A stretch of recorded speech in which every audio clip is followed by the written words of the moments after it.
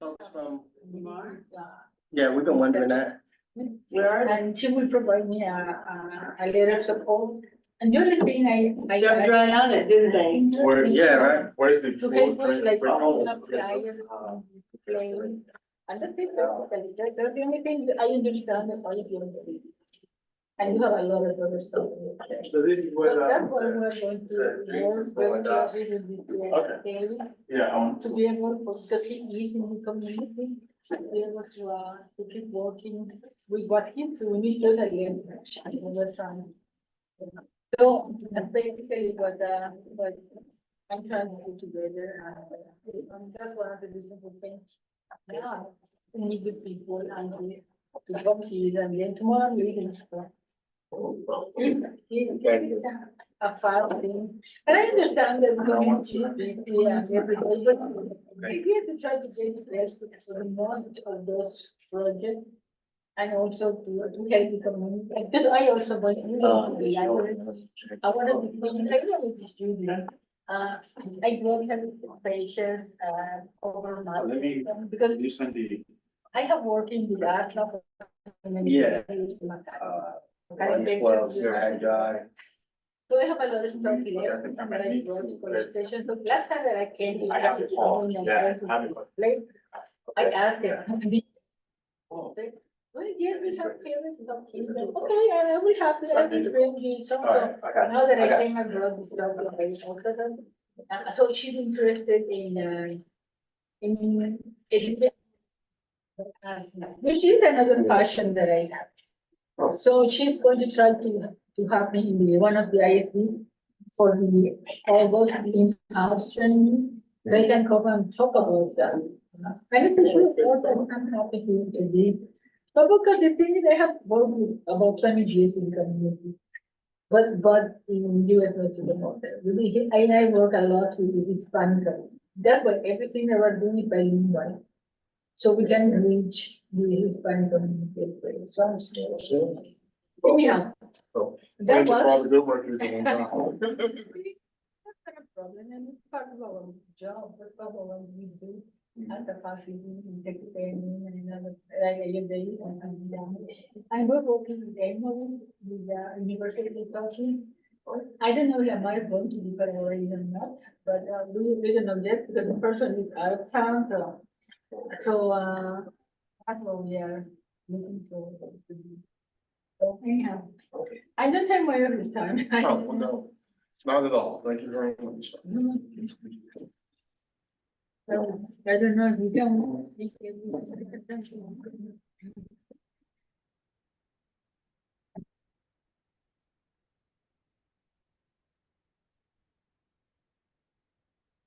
See. Now stop there. Can I start those drop them? Yeah, just drop it in there. Let those drop, right? Yeah. Since we have- Yeah. Yeah, that's cool. Yep, It was good that today you arrived. that's what it is, Yes. Doc. Yeah, yes, very well. And it's gonna be a beautiful day, Yes. so I saw that would be song and everything. I have to drive 3 hours to get to police station. But here, I usually drive 6 hours to get to my. And I used to do that every month, and I stay there for a week. Hey, Doc, how you doing? Oh, I'm fine, thank you so much. Hi, how are Good to see you? you. Yes, thank you. So, yes, but that was part of what I was doing there. I have several grants there, and I used to have, because I moved everything. The people who work with me, there were 3 community health workers and 1 program coordinator. They look for another jobs, and I still work over there with a contract with a county consultant. So the field work, she does the field work for me there. And I thought her very much, she was wonders, everybody knows her. So I mean, it has been a perfect relation. She between the 2 of us. Because, The thing is, it's like what's funny is Mr. I can't hear you. Mr. Yeah, I remember that. You remember? This is the film out right now called The Gene. He's well known. So, So he comes to a lot of meetings, so that's what we need for the Got my project. phone, Yeah, goes in the background. The people be interested in participating. And he says, I That's got really it. good. I killed them Anyhow. all. Man. And I get it on a hot mic. It's amazing. It's amazing. Isn't that a true story? Yeah, yeah, it's a true story. Yeah. Of course, he said. Yeah, that's did you see it? Yeah. Yeah, it's incredible, right? It's like, That's it, that's what he says, of course. He said, they got me now. yeah. Chilling. Yeah, oh my gosh. Oh my God.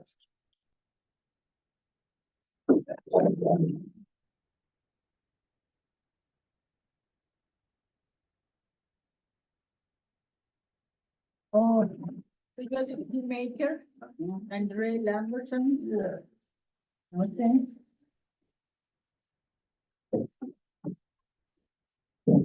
So you do your own business?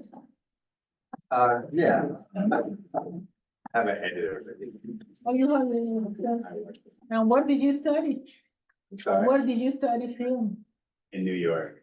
Oh, really? In Yeah. NYU? No, place called International Center of Photography. Ah, okay. It's not far from NYU. Mhm. That's a great school, Which one? NYU. Yeah, my daughter, my daughter did film there You're going to in school there? NYU. No, he already finished. She already finished. Oh, okay. Nice. Her bachelor's degree. She Alright. did it in NYU, film, in Tisch. Oh, That's yeah, what yeah, she yeah, studied, yeah, that's yeah. what she studied. What is she doing now? Well, she has been working with several, different places, different contractors, so. Okay. So that's what she's still in New York. You filled in there? Yes, yes, and she likes a lot of film and, Yeah. she has done several things. What type of films, do you know? I've Like seen them, I documentaries? cannot tell exactly what. Someone, I don't. I think that, documentaries, I don't think that she has done documentaries. But she has done like stories or something Narrative like that. I used to work in McAllen in the US-Mexico border, and one of the films were about McAllen, about all the diversity and about all the stuff that is not happening there. So that I know about it, so. But, do you live here? Do you live here? No, I didn't either. Oh, really? Yeah. You live in New York? Oh, that's amazing. Yeah. Yeah, but I New don't York, know if it's amazing, it's crazy. I don't like it. I don't like New York. at all. Yeah, no, I mean, it's too many people, too expensive, Yes, too crowded, too too crowded, noisy. yeah, I just, every time I used to go to visit her when she was studying, yeah. I used to take dirt in my mouth. When I go to restaurant, I used to plug my earplugs green, so they thought I was Shrek. But it just was terrible. I used to go once every time she changed dorms. Yeah. Because I yeah. insisted and she stays in dorms, Yeah. because for me it was safer. Yeah, yes, yeah. So, that's what she stayed. I mean, she complained, of course. I Yeah. said, sorry, I'm paying, so you're staying. So the, Yeah, yes, but she loves Yeah. that. I really don't like it at all. yeah. I haven't been there for 5 years or Yeah, something. no. Sometimes she comes to, Texas, that's where I live, College Station. Yeah, So that's Yeah. what she did. you know, the one thing that's nice about it is there's so much diversity there. There's so many languages spoken there, so that's really nice, like it's a real melting pot of people. Do you have a card? I would love to send your information to her. Yeah, yeah. Because maybe- I'll talk to you. Maybe you Yeah. can collaborate in some kind of thing or something. I mean, Yeah. you see, the one good thing for her is that she's bilingual. Yeah, yeah, She speaks Spanish. yeah, So that's something else that she has taken advantage when she is in Yeah, McAllen. yeah, and yeah. She can communicate very well and No. everything. I mean, I'm sure what's nice is wherever she's from, what kind of stories she can tell. You Right, know, yeah, that's it. and she loves to work with community. That's a Yeah, good thing. yeah, that's the strength, I that's think that's what I do, I try, that they always took I have 2 kids, my son and my daughter. I always took them with all my hay fairs and all this stuff because I used to, I lived in McAllen for 12 years. We live as a family for 12 years, but then I moved to College Station because of career thing. And, but I still work with McAllen, and she used to work with an organization, I don't remember the name, but they were doing things as well, for about all the things about McAllen. And she loved there because of the food and everything else. So that's how she got really involved in the community. Because they were helping me always to go with go into the communities. My research has always been asthma. Oh, wow, wow. Yes, asthma. Yeah. So Well, I need to talk to you at the end of the meeting. I sure have to That's- give you my that's card, why- so that's why. we can contact each other. Because what I want to do here in whatever, hopefully, right? We're beginning with 2 projects right now. Is develop an asthma coalition here. Because I know that there's a lot of people with asthma. So that's what I was talking with Mrs. Smith, I don't know, you know her? Mrs. Smith? Oh, that's the only one you know? That's the only person I know right now. Okay, That man well, right there. We are going to, He's the only guy I know. Only him. we are going to expand you. Now I know 2 people. No, you know, Ms. Mary. Now I know 3. Yeah. Oh, exactly. Oh, no, I know 4 people. That's it. Ellen. And all 5 people. Yeah. So you already have a lot of people. Yeah. He gonna be overflowing with people. So that's another thing that she asked me Watch me. to come in August to be able Thanks, to Dave. provide, I don't know what they're telling me. a training to the spring notes. Thank you. And I said, of Yeah. course, I will be happy to come back and talk with spring notes. I guess that's gonna be in a part of like old But organizations. I have worked with community. Old for 20 years. organizations? Yeah, like PTA. Yes, Oh, yeah. it's very complicated, Yes. extremely complex. Yeah, Yeah, right. Very robust. yeah, well. Thank you for what you do. You're welcome. I know it's hard work. That's part of what, when I do it because I like it, I think that's very grateful, it's rewarding to Yes. work with them.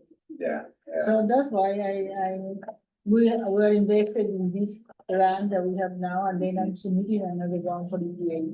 And this is about air pollution. And just another thing, maybe you're interested in that, and you. She's asking if I'm interested in air pollution.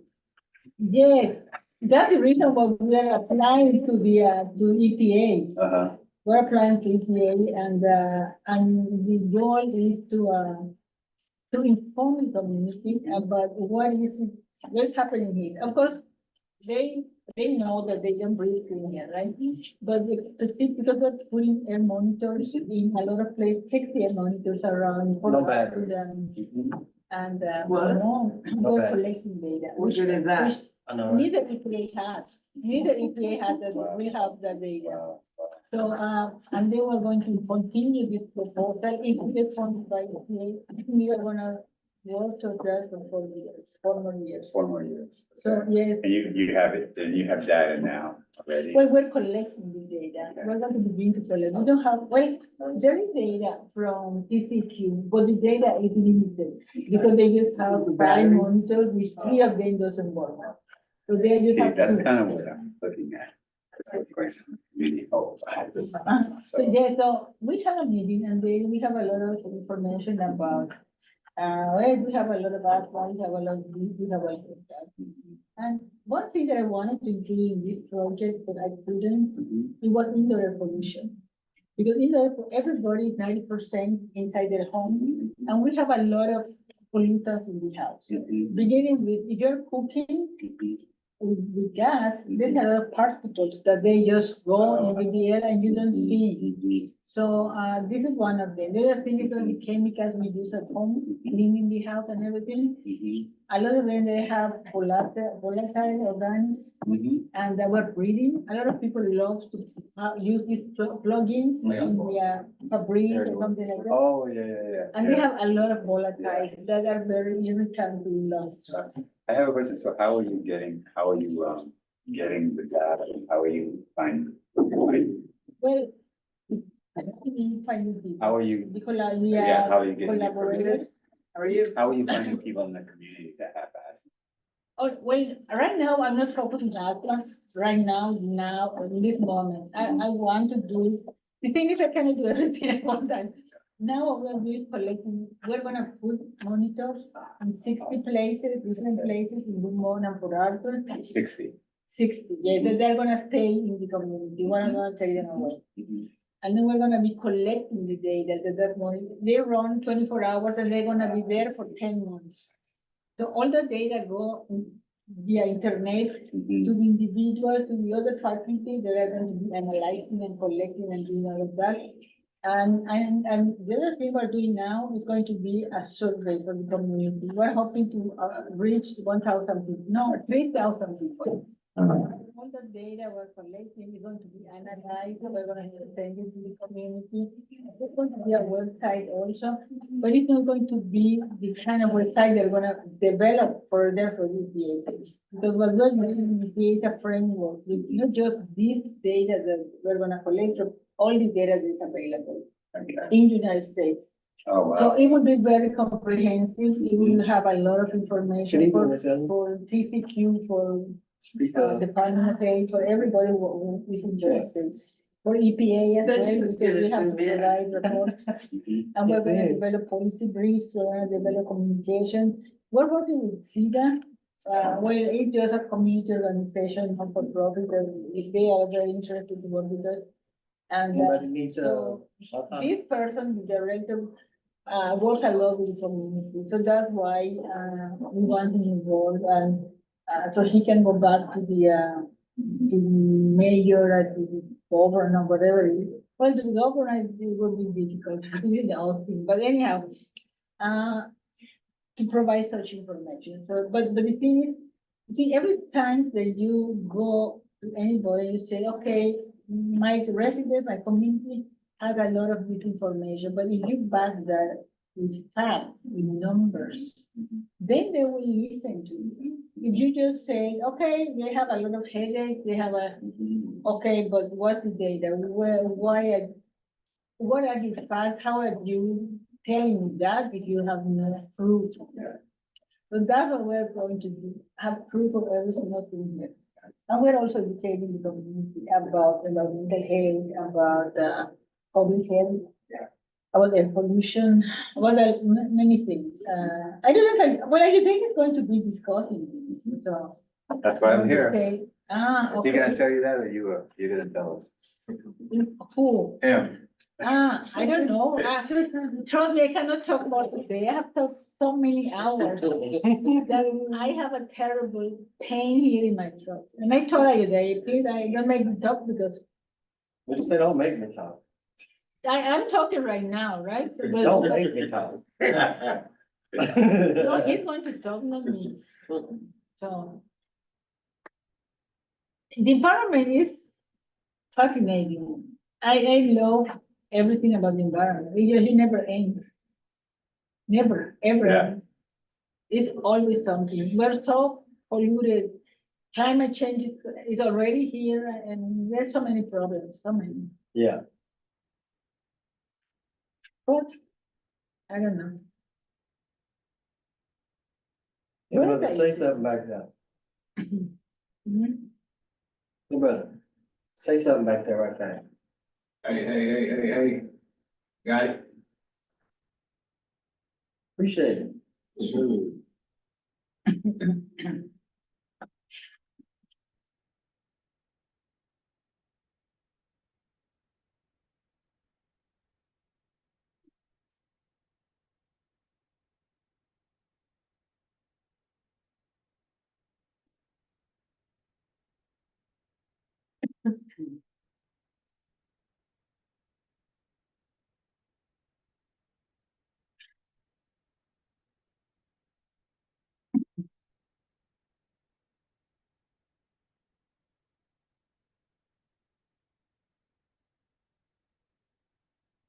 Oh, yeah, that's fine.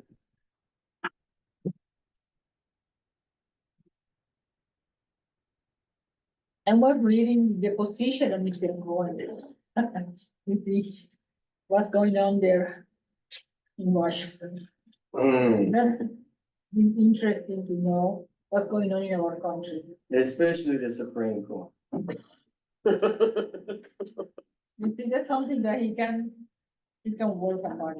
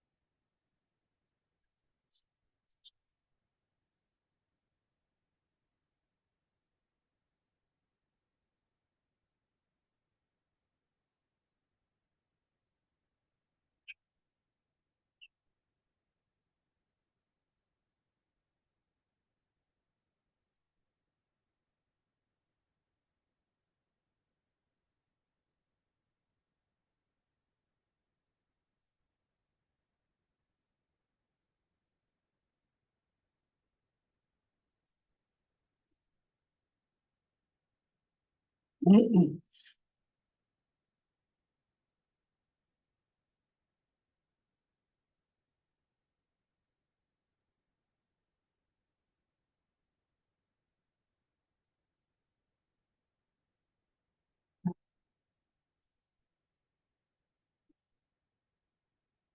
evening, good evening. How's it going? Pretty good, and you, Ms. Books? Right? Good, good. Hi.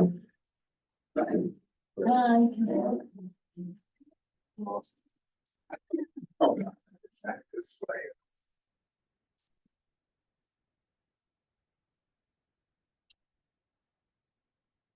Any Carrillo? Any? Oh, Jenny.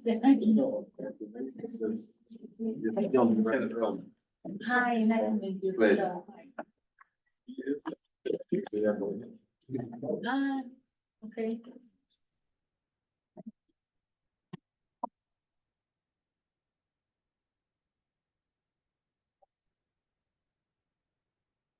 No.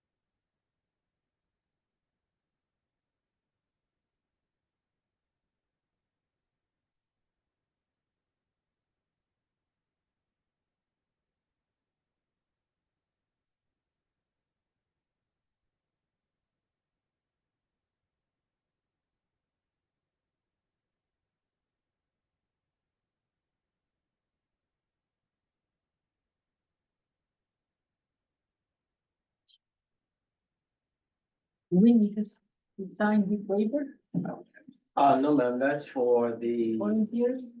yes, ma'am, that's for the Okay. association. Okay. Yes, ma'am. Thank you for reviewing them, though. I'm reviewing all the paper that you have here.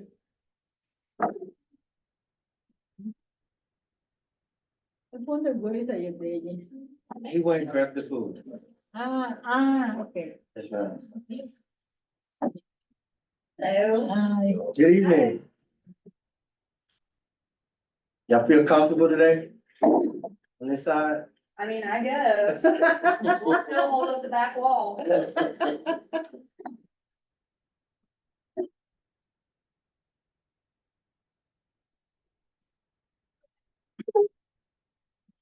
Y'all want some extra chairs back there? No, I. All right.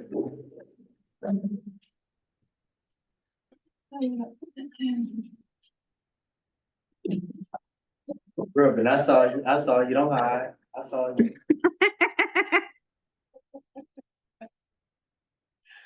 Good evening, Madam City Attorney.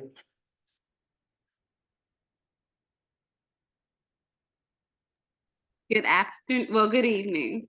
Good evening, it is. Yeah, I know, that's how I know you're tired. Uh-huh, 'cause I don't know what time it is or what day it is.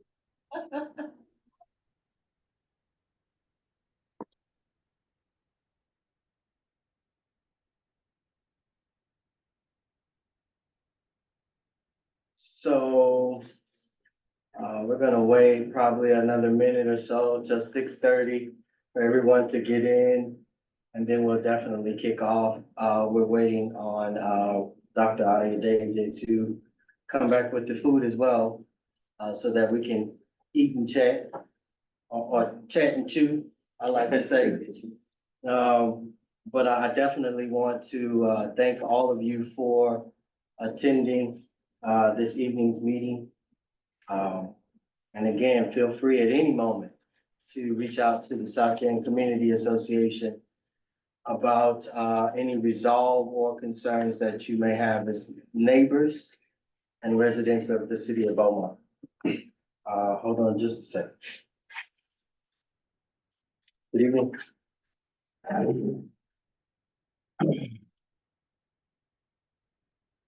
Yes, ma'am. Yes, ma'am, that's correct. Absolutely. Yes, we did right by waiting. Trying to make sure we still having a meeting today, so. But again, I will definitely, give each and every one of you the opportunity to introduce yourselves, to us, as well as especially the new faces that we haven't, seen before.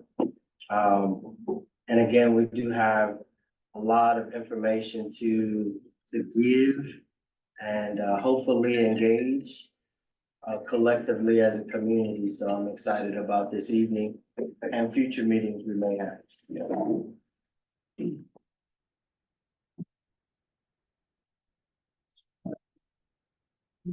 Check it out. How are you?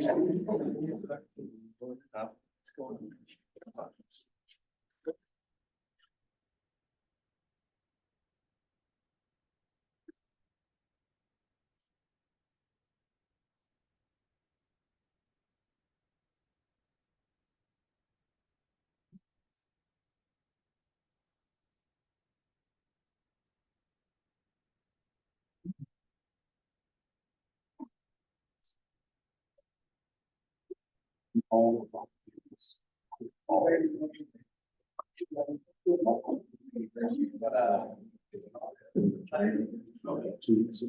well. Oh, I know that. Yeah, that's different.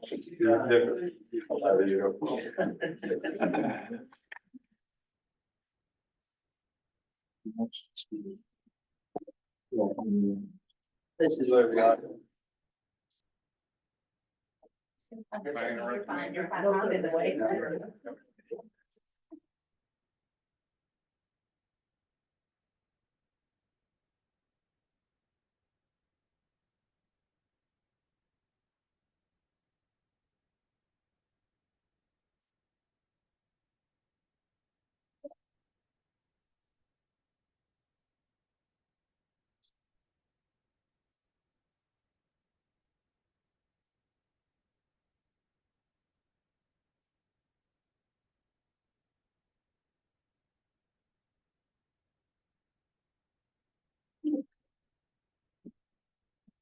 guess. Mr.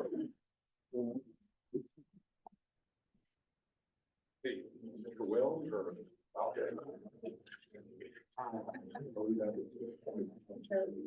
Wells or Mr. Valdez? Seth Wells, Yes. he's not in today. He did stop by though.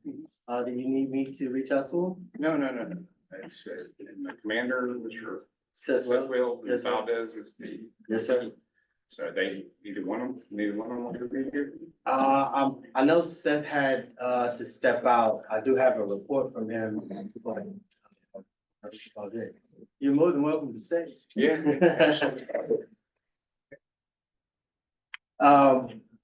Did he invite you? Yeah, I actually serve in the Texas House of Representatives. I'm chairman.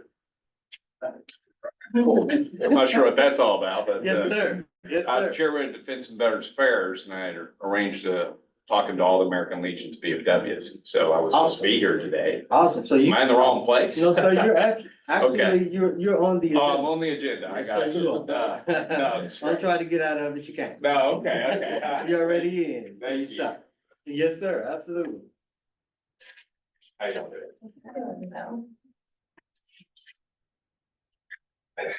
So if you all don't mind, we're gonna, at least get started right now. If you would please, stand and we will offer, the prayer. And then we will say our pledge of allegiance, at the rear of the room. Oh, Heavenly Father, we thank you for allowing us to get here safely on this evening. We ask that you bless those as they travel to and from their destinations, especially those that are trying to make it to this meeting. Oh, Heavenly Father, we ask that you open our minds and our hearts to receive a collaborative effort of sustainability and community. Heavenly Father, we ask that all things be done pleasing in your sight. In these blessings we ask in Jesus' name, amen. Amen. I pledge allegiance to the flag of the United States of America and to the republic for which it stands, one nation under God, indivisible, with liberty and justice for all. Thank you all. Oh, the food is here. No, just kidding. Oh, man.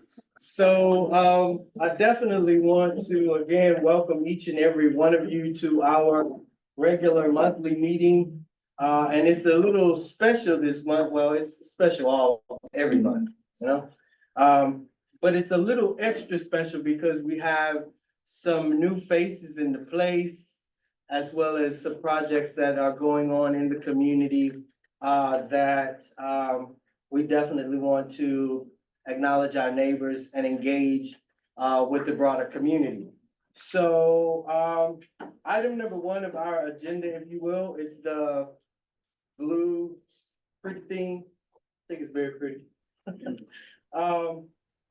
South End Charlton-Pollard individual business or organization appreciation of the month.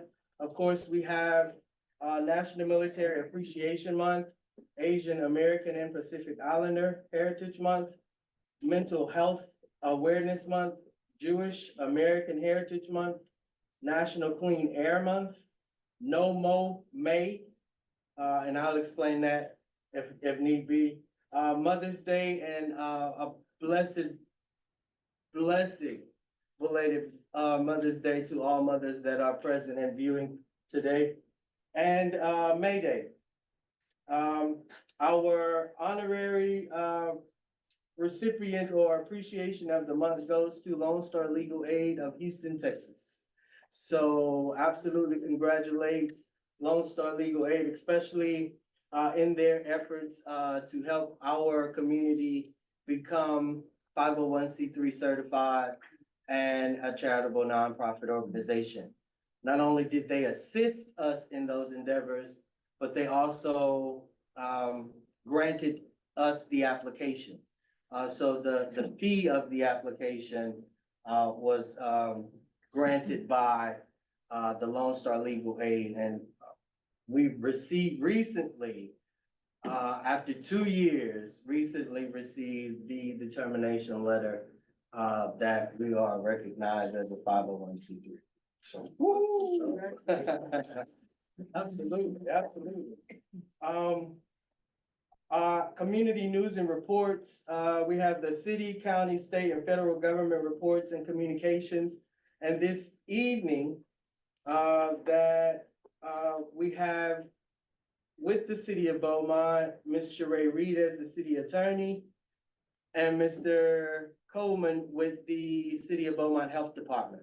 So, and we also have our Beaumont Police Department, but they're special. They have their own section in the agenda.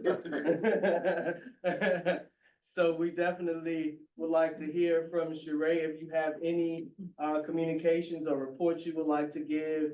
And then following Mr. Coleman with any reports that you would like to give to the area as well.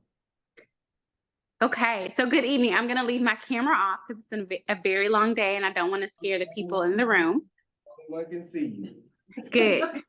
So my camera's off because like I said, I don't want to scare the people in the room. But I'm very excited to be here tonight to join you via Zoom. Good looking out, Chris, for always thinking of innovative ways that we can stay connected and involved.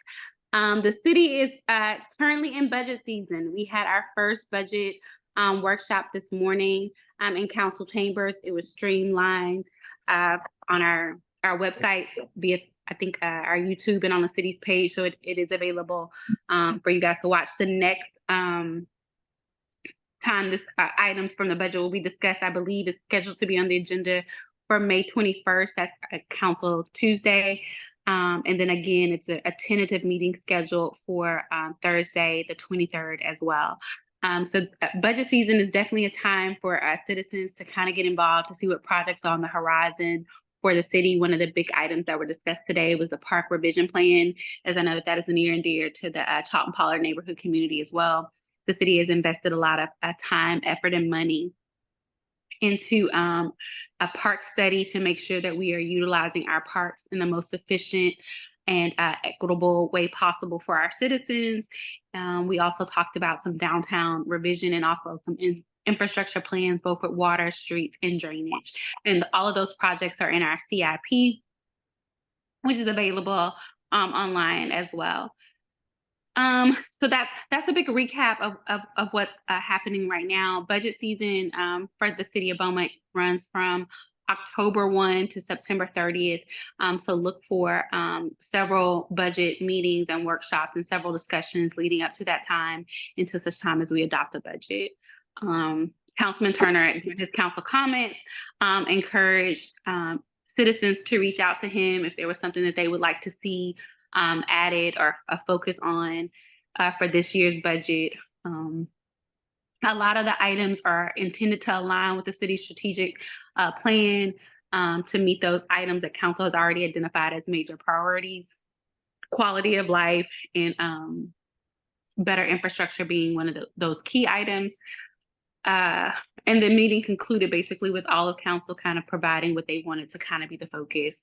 But like I said, it's a very long process. The next a couple of meetings will deal with other department heads kind of putting forth with their budget. Our individual budgets are due to the CFO on May 15th. And when we present those to council, there'll be a lot of revisions that go through that as well. So there's still time to kind of include input as well. And so that's really it. That's the big focus right now at the city, unless anybody has some specific questions about some other major things that are going on that I can help or assist in answering with. I'm happy to do that. I believe that our police are in the room as well. We're also inching closer to hurricane season and hurricane preparedness, and that's a big focus as well. So we've reviewed our hurricane plans. That presentation was at the last meeting. We've also had that meeting with our department heads, and so we're gearing up to go to make sure that we're in compliance with that at the end of May. Awesome. Any questions for City Attorney Reed? I add one thing. Yes, The veteran attorney is Miles Haynes. I think earlier today, they identified who. Can you hear me? Can I decline to answer questions from citizens that work for the city? That's a great response. No, I'm just gonna add, I can hear you, but what's your, no, that's not a I'm sorry, what question, was it's your a question? comment. That's not a question, I'm adding something to what you had said. Oh, okay, well, They- go they ahead, I'm sorry. removed the- June, they removed the work session from the 21st meeting. Oh, So that's perfect. gonna be removed. Still, the 23rd is gonna be next budget work session. So just Thank one. Third. 23rd. They sent it, Gotcha. they sent it out this afternoon. It was still on there, so I haven't got that update yet. So thank you. That's it. Ms. Coleman? Well, I was just coming to the meeting, I but know, I yeah, know. but you put me on the spot, Yes, but that's indeed. okay. That's all right. Again, I'm Kenneth Coleman, I'm the Public Health Director. I just want to share a few things that we see in our community. We're seeing an increase in tuberculosis, right? And it's the 05 area that's primarily impacted, but TB is one of those communicable diseases that's airborne. And so we can provide testing for a person who may have been exposed to someone in the family with TB. And what we're seeing is unusual number of cases. Typically for a city our size, we typically see 4 to 6 cases a year. Currently, right now, we're managing over 20. And I think COVID had a lot to do with that, but nonetheless, what we're seeing is family member who is positive and not being forthcoming about their contacts. And so we're seeing a lot of family units. We have several kids that's in school that's positive, but we are managing the cases, but it's just for information, for awareness. Also, what's going around in the state of Texas, I can speak on the state of Texas, is this last legislative session, there were some bills proposed to do away with mandatory childhood vaccinations to enter school. Okay, and thankfully it didn't pass this last session, but I can bet you it's gonna come back up again the next session. So with that being said, so what we're seeing is, and we're seeing it across the state and across the country, we're seeing outbreaks of measles all across the country because a lot of states is moving away from mandatory vaccination. And a lot had to do with all the politics behind COVID and testing and masking. And so we always had that pocket of what we call anti-vaxxers. We always had that, but they were a very small group. But when COVID comes along, it was so politicized and people got away with, you going against my rights, you should be able to do this, do that. So now that pocket has grown. And now it's moved away from COVID to include all childhood vaccinations. And so now in Texas, you can have a medical exemption for one, that's just getting the doctor to say you don't want your child being vaccinated.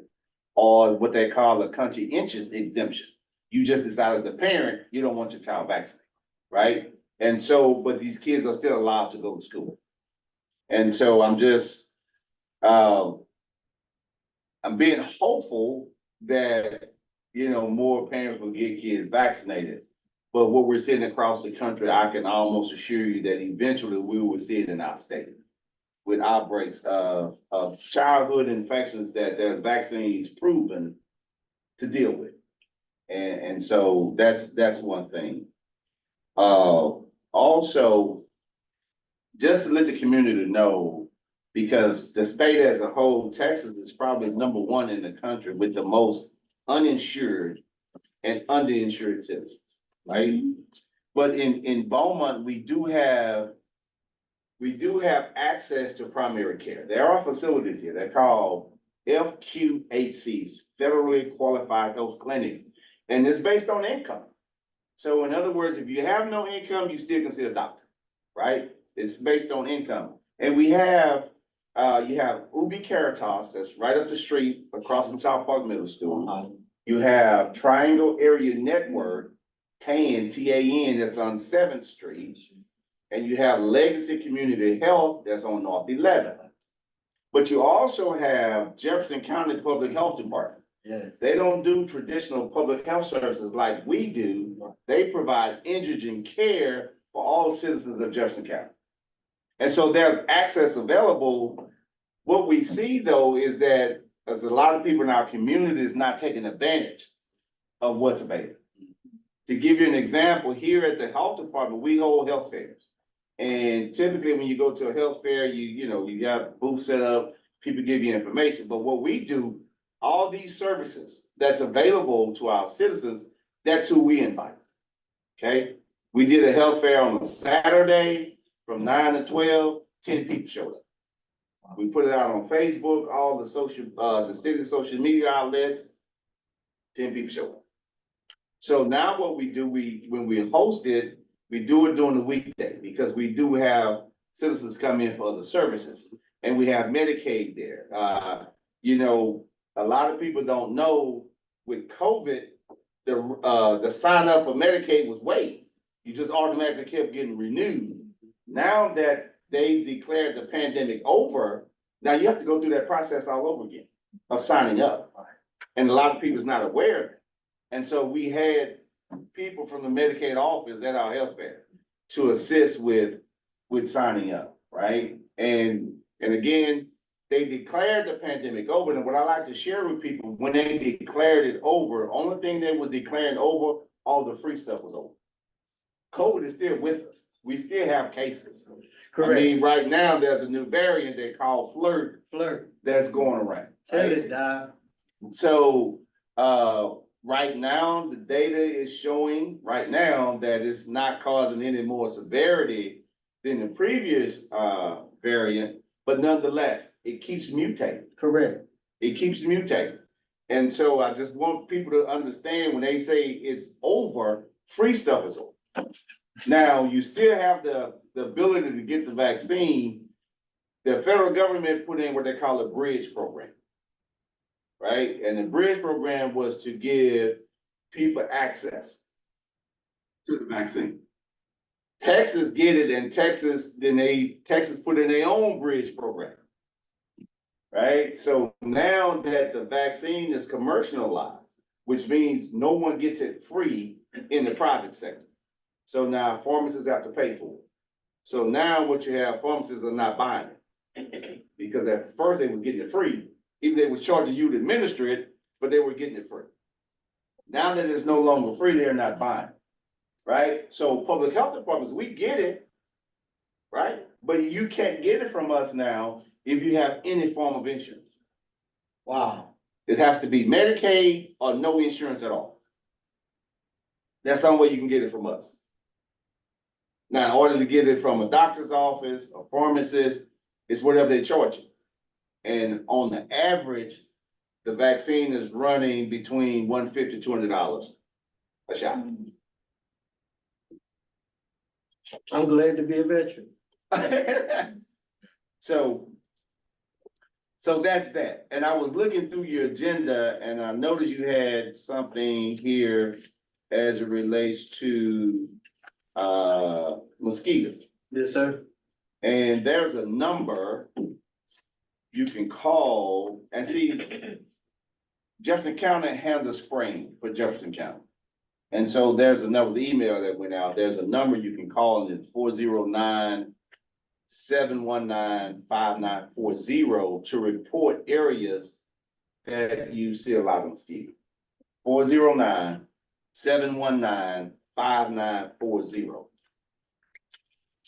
And that's vector control is by the county. So they had to kind of land the planes last week because the winds was really hot. And so they weren't able to fly the planes to spray. But they was running the trucks. But so they'll start getting the planes back out. But again, if you have areas that haven't been sprayed and you have some concerns with the mosquitoes, you just have to call that 409-719-5940. And if I can ask everyone to, if y'all would just like Beaumont Public Health on Facebook, all health-related information, whether it's in Beaumont or not, we release it. We release it because right now, what we're dealing with in West Texas, and they don't know how far it's coming along now, It's called H5N1. The avian influenza, we know it as the bird flu that's affecting dairy cow, right? Which can end up affecting the milk. But they're testing the milk now because it's homogenized. And so far, we're not seeing any signs of the infection in the milk. But we put this information out, even though it's not in Beaumont, Texas, but we think like this at the health department. We live in such a mobile society, right? We're here today, we're there tomorrow. It might not necessarily be in Beaumont today, but it may be tomorrow. And so you can like us on Facebook, Beaumont Public Health. We release all this information all the time, and we still release a daily COVID report. We may be the only ones in the nation that's still releasing it. I think you are. But my mindset on that is because when people look at that report, that helps people make decisions whether or not I'm going to attend this function. And when we stop releasing it, we got phone calls, Correct. right? And that's why I still continue to release it daily. So, Appreciate that. and so that's why we do that. So that's the update from public health. Any questions? Yes. Yes, ma'am.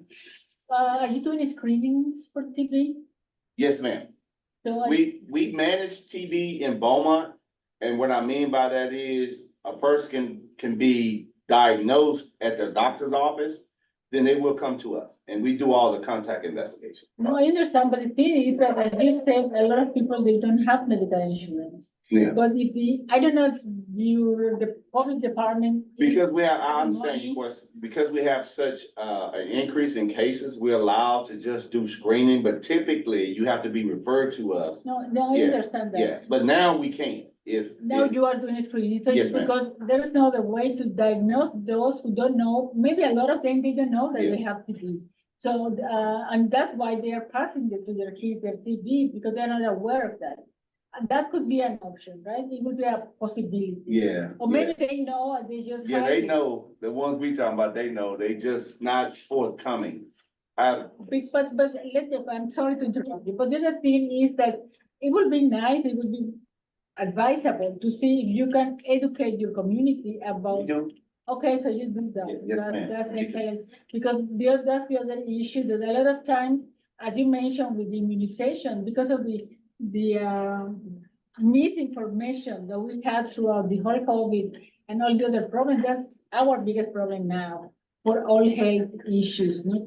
That there is a lot of thinking that they are going to, a lot of things are going to happen if they take the vaccine, you know? And that's why I encourage people to follow us on social media, because that's where this young generation get their news from. They're not gonna watch the typical news. Exactly. Even though we've done media, we've gone to churches, right? But we put it out on social media because that's what, people get their news from nowadays. So that's why I'm encouraging everyone to follow us on Facebook. And the other issue that question, I don't know your department, so that my name is Henry Carrillo, I'm from Texas A&M. Mhm. The other issue, is, are you working with the schools? to try Yes, to ma'am. Do, Yes, ma'am. screenings of that? I guess I make a lot of questions, but because I don't know Yes. your background. We've actually done mass TB clinics at the schools. When we That is find, amazing, because when- now that you say there's a lot of kids with TB. yeah, when we school, find a positive That's child a- at a school, that's once we do our another issue. investigation, we've done mass clinics at the schools here. Yes, ma'am. And I agree that, you said the immunization is a problem right now in the whole United States because of the misinformation that continues to grow. That's why it's important to put correct information outside. Yes, ma'am, I And the agree. facts, because otherwise we're never going to change that behavior, that understanding. People that believe that because they are not educated with the facts, I think. No, I agree, a lot of- I agree. A lot of things, that's the problem. So what is, I don't know what is. And I don't want to take the whole, Yeah. because we just have one One more week, question. 1 hour. Any other questions for, Beaumont City Health? Awesome. Miles, you have something? Awesome. So, we'll move to our county, news. So, from our commissioner, David Willard of the Port of Beaumont, He definitely texted me and to let folks know that the new Main Street Terminal 1 is now open and is doing business. It has been 11, almost 12 years in repairing that dock that's on the, Main Street. The board signed off on fixing it without taxpayers paying a dime to do it. There are already ships using it.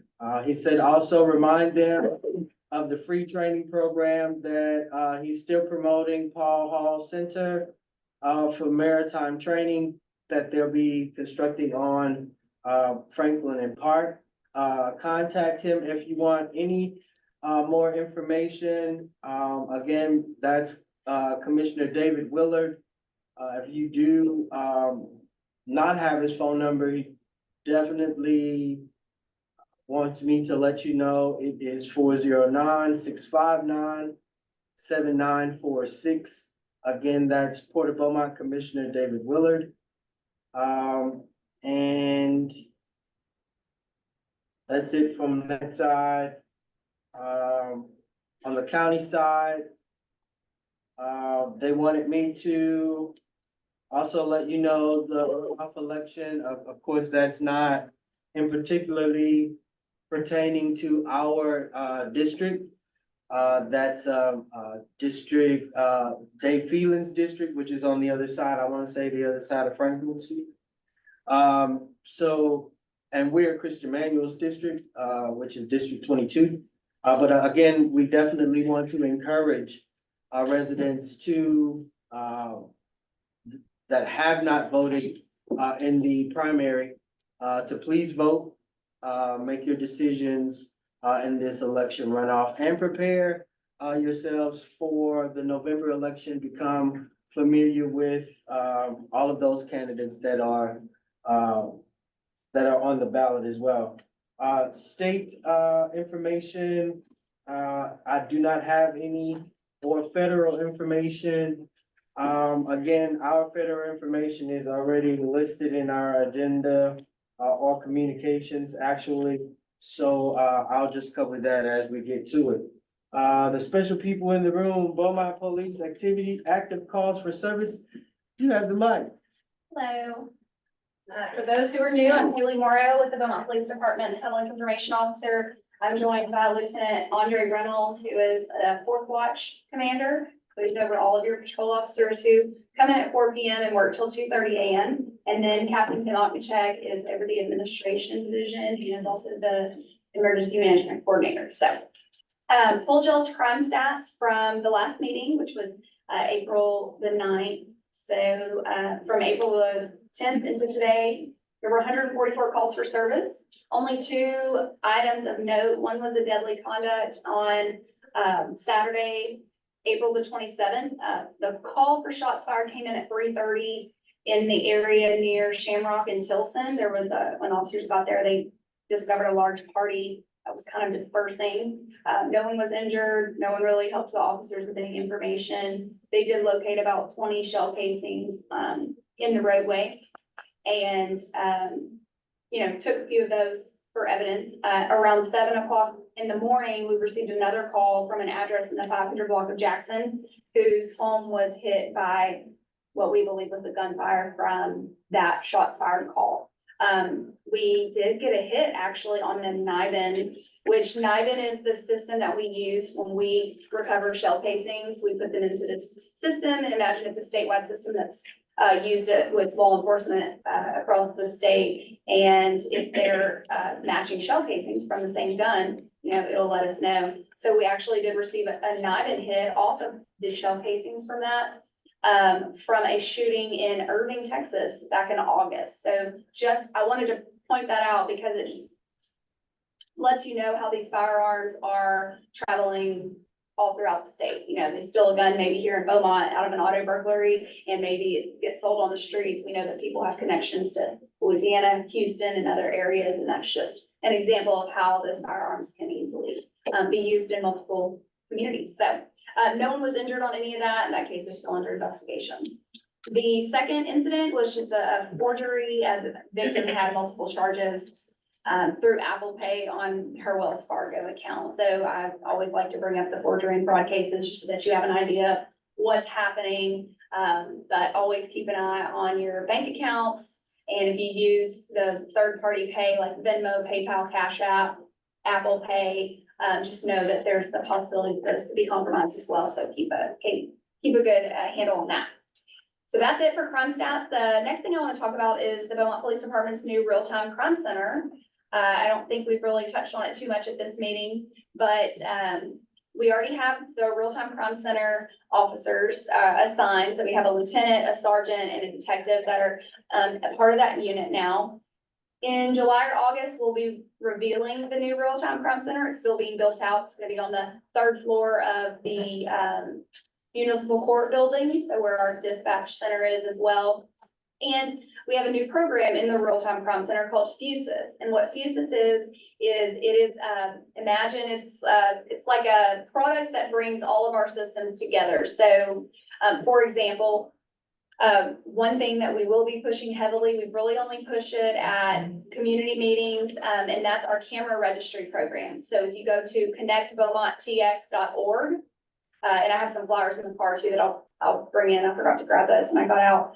If you have any type of camera at your house, whether it's a Ring doorbell camera or a 4 or 6 camera surveillance setup, you can register your cameras through our connectbeaumonttx.org. And what it does, it doesn't give us access, it just puts a dot on a map for us. So for example, if we're investigating a case in your neighborhood, our detectives can pull up our camera registry map and say, well, we know that the neighbors at 1, 2, and 3 all have cameras. So we can reach out to them and say, hey, we're investigating this. If you have any evidence on your video surveillance that could be helpful to our investigation, please send it to us. And they'll bring a link.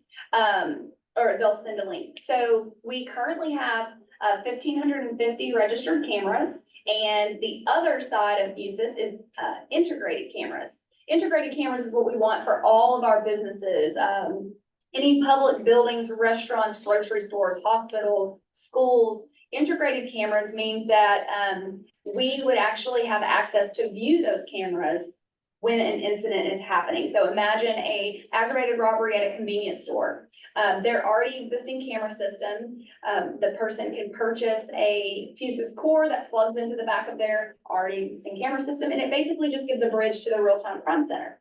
So imagine that there's an aggravated robbery at a convenience store. As soon as that call comes into our 911 dispatch center, knowing that that's an integrated camera, that camera will pop up in our real-time crime center so that our real-time crime center officers can start seeing exactly what's going on inside that location, and they can be giving real-time information to the patrol officers who are actually responding in the area.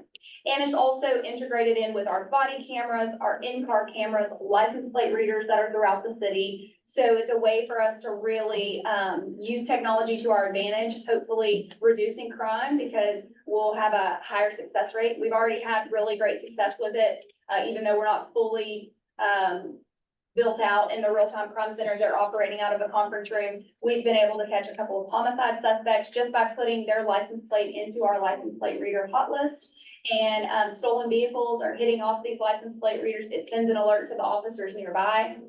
No, that the vehicle just passed through the license plate reader at Washington and Avenue Bay or wherever the license plate reader is. So a really great way for us to combat crime, and technology is great and we want to use it to our advantage to make Beaumont safer. So if you do have a camera at your home, we want you to register it. Again, we won't have access. It takes less than a minute. If you go to connectbeaumonttx.org, you're just going to put in your name, your address, your phone number, your email address, how many internal cameras and how many external cameras you have. And it just lets us know that Mr. Smith has cameras at his home if something happens. So any questions about that? Fusus does a lot more than that, but that just scratches the surface a little bit. We'll be doing a huge media push once the build out is done, and we'll reveal what the real-time crime center looks like. And then we'll really start pushing for businesses and individuals to register their cameras. Just to give you an idea, Fusus started in Atlanta, Georgia. That's where the company is headquartered. And I don't remember how long ago, but Atlanta PD has access to over 27,000 cameras in the city. So it's a huge asset to their department and their city. And we're really excited about it. So any questions? Just a statement, I remember when PUSIS, started in Atlanta, it was a communication between MARTA and the police department. And they, even their public transit is connected with it as Yeah. well. Again, it's a really big deterrent for crime, but it's also, used for locating senior citizens, especially a silver alert, or even missing children's alert. They've had success with locating vehicles and whatnot on. Yeah, actually, Channel 12 did a story today on the missing woman that we have from the North End, the elderly lady with the diminished mental capacity. She kind of twisted the story just a little bit and made it more about PUSIS being something that's gonna help find missing people. That's not its primary goal, but anytime you have cameras, right? I mean, that's part of what we use for our investigations. So having access to cameras, knowing what kind of vehicle somebody's in. A lot of people don't know this, but silver alerts, amber alerts, those type that go out, the statewide alerts. When you're driving and you see on the little billboard, the text dot billboard that says, silver alert, there are very specific criteria that have to be able to put out a silver alert. So when we don't have a license plate that we can attach to an amber alert or a silver alert, we can't put it out on the state system. So that's where, using the camera sharing and being able to reach out like that to maybe people in the neighborhood. For example, in her situation, we know she was last seen in the 4400 block of Concord at 7 o'clock on Mother's Day. To know that people in that vicinity, we can send a mass message to and say, can you check your cameras? And then we can use those cameras to create a timeline for maybe where she was last seen. If she got into a vehicle, then we can take that vehicle, put it into our system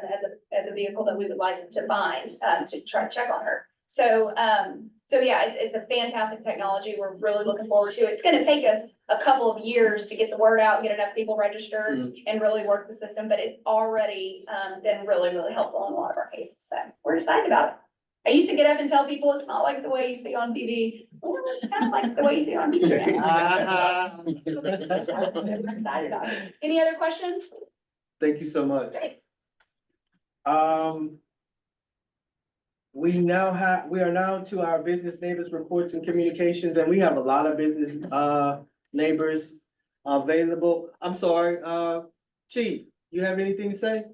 Oh, just need a pay raise to go with that. I know, right? No, sir. Yeah, right. So to our business neighbors reports and communications, we have quite a few business neighbors on our Zoom as well as in the room. I definitely want to introduce some of the new faces that we see around the space, and I'll start with this gentleman in the rear. Yeah, Terry Wilson, Texas House of Representatives, Chairman of Defense and Veterans Affairs. So if you have any report that you would like to give Yeah, to the community, please feel free. Absolutely. Be delighted. You can speak into that camera if you like, Okay, or great. just look around the room. Okay, thank you. Yes, sir.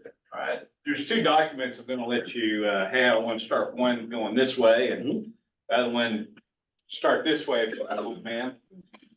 And again, let me introduce myself, Terry Wilson, and Texas House of Representatives, Chair of Defense and Veterans Affairs.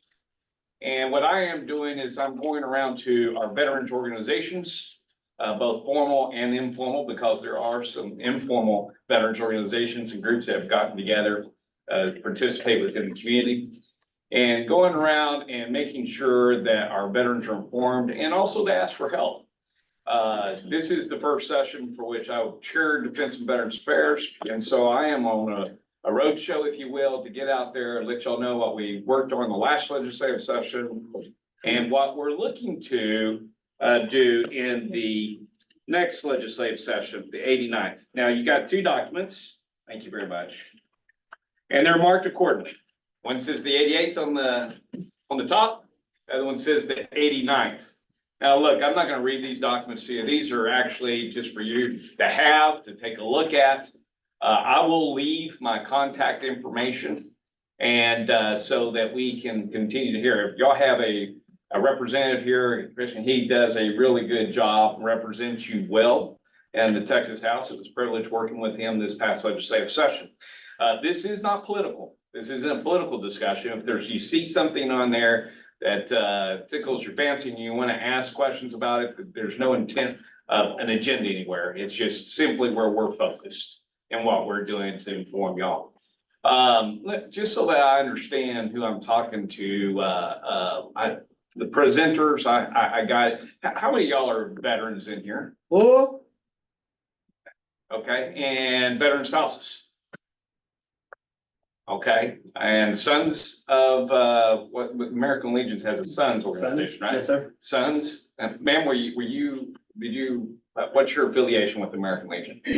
None whatsoever. So, Okay, just here because of community updates and so forth like that? Great, awesome, okay. And so, and as far as who's online? Are there any veterans that are listed online? If you would, please unmute your mic or identify yourself. No, but my baby's active military. Oh, thank you for your service. Thank you for sharing your treasure, appreciate it. So I served in the military for 32 years. And no, you don't hang out in the Kunar province of Afghanistan and say, hey, I can't wait to get home to be in politics. But here I am, and it's been a blessing. Frankly, if I thought I was going to win a race, just running in 3 months, I probably wouldn't have ran. I was just making sure that I supported some neighbors in the Sunday school class who was looking for some representation, and and here I am. That's where it starts. That's the way it starts. I will tell you, when you look at the Texas legislature, there's 150 members in the Texas House. There's 31 members in the Senate. It's a total of 181. Out of that 181, there's only 6 veterans. Wow. Only 6 veterans. And so, obviously, when you go in there as an ambassador of your service, one who served, especially somebody like me, frankly, a guy of 32 years, 14 and a half years of combat deployment time, they don't know what to do with you. But they've been so blessed to incorporate me in the family. And I'm going to tell you, here's the good news. The good news is Austin, Texas is not Washington, D.C. Amen. And the members, for the vast majority, I tell you, 85, 90% of them are there for the right reasons. And look, I'm going to tell you, it's not about the pay. How much do you think a state rep makes or a senator? Anybody want to guess? 46,000. $600 a month. You clear about 300. Well, some clear about $8 after they do all the deductions. Me, I clear about $358, I believe it is. You don't want to change that because you do not want career politicians. You do not want to change that. Like if people want to serve, look, there's people, very, very few people in the state house or the Senate actually own their own businesses. They're actually employees.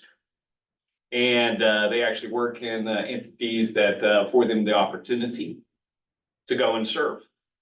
Now it hurts when you do 4 special sessions in a row because you're not making much money, are you? And you got to make sure you bring home the groceries and do all those sorts of things. And the reason why I'm sharing that with you is not, whoa, me or the other reps. It's just that I want you to feel confident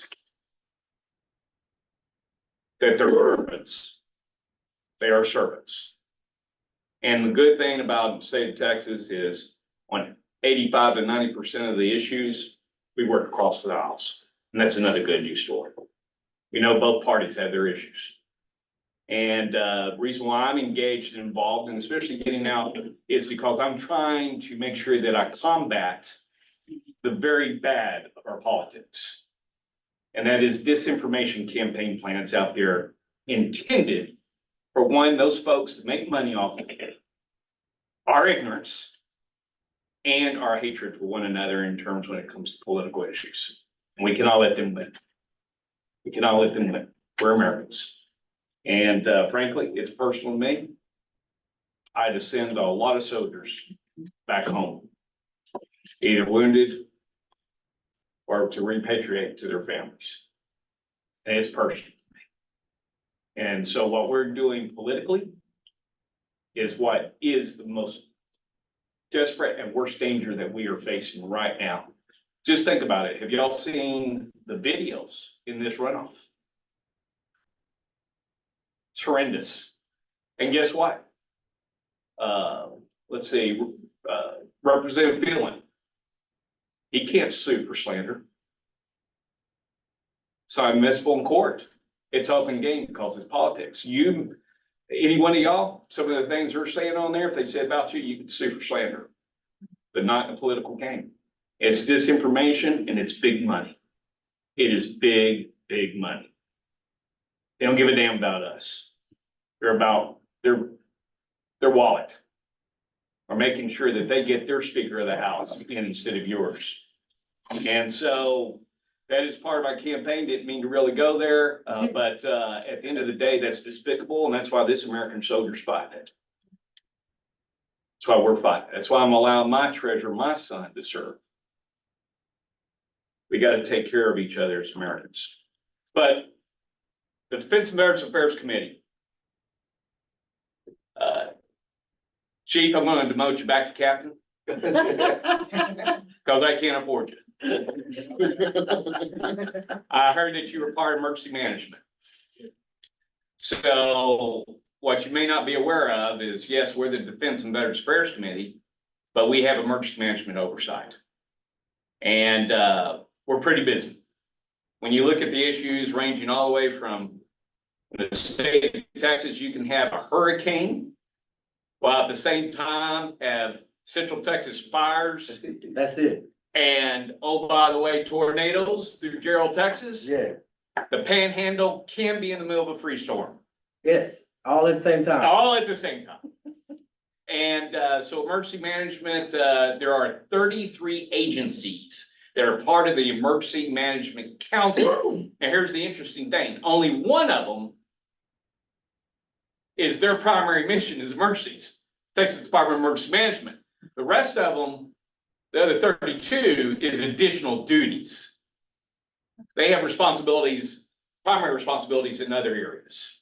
And so anything to do with emergency management to combat the issues that the state of Texas faces, we have to make sure it's resourced. And take the wildfires, for example. You know, people don't realize this, but that was the second largest fire in our nation. The second largest fire in the nation. And oh, by the way, that area provides 28% of the beef in the United States. So guess what? If you're going back to HEB or Piggly Wiggly, it's going to continue to go up a little bit. And so, but the bottom line is you have legacy ranches. And by the way, did y'all know that in ranching on cattle, 1.5 to 2% is profit? That's not much, is it? So when they have a disaster, you're looking at legacy ranches from the 1800s that are just wiped out and may not be coming back because it's an issue after issue after issue. Y'all can go read the wildfire reports, very interesting.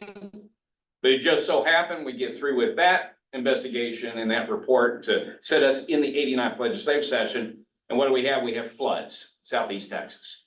And by the way, the state bird needs to change because y'all's mosquitoes here. No, That that's is a bird. Louisiana State bird. That is a Louisiana bird state right there, buddy. I'm telling you. And it's absolutely amazing how big those things, how many of they are. But I agree. so we focus on emergency management. We make sure that we are going to facilitate the resourcing of those agencies to go and support where the disasters are. Now, look, the state is not in charge of any disaster. It's your local leadership. It's your county judge and your mayors. They are responsible. We are a resource. We're supposed to provide a menu of options to come pending what that issue is. And Catherine, I hope we're doing an okay job, but we plan on getting a little bit better in our resource aspect of it. But the last thing you want, see, most communities, 85% plus of the communities in the state of Texas does not have an emergency management coordinator. So most of it's located at the county. And oh, by the way, when you have a brand new county judge and they have an emergency, especially like you see the wildfires, you don't know the emergency management service is meeting the brand new county judge for the first time in the middle of an emergency, do you? So we try to help facilitate some of that coordination effort with the Texas Department of Emergency Management, which there has been some reorganization there. So that's one of the areas. The other, of course, is veterans. And look, the state doesn't have a lot of money for veterans per se, because we're providing it to the federal government through our taxes and so forth like that. The Texas Veterans Commission, has everybody heard of the Texas Veterans Commission? Yes, sir. They're actually co-located at your VA clinic, Right. which goes underwater sometimes.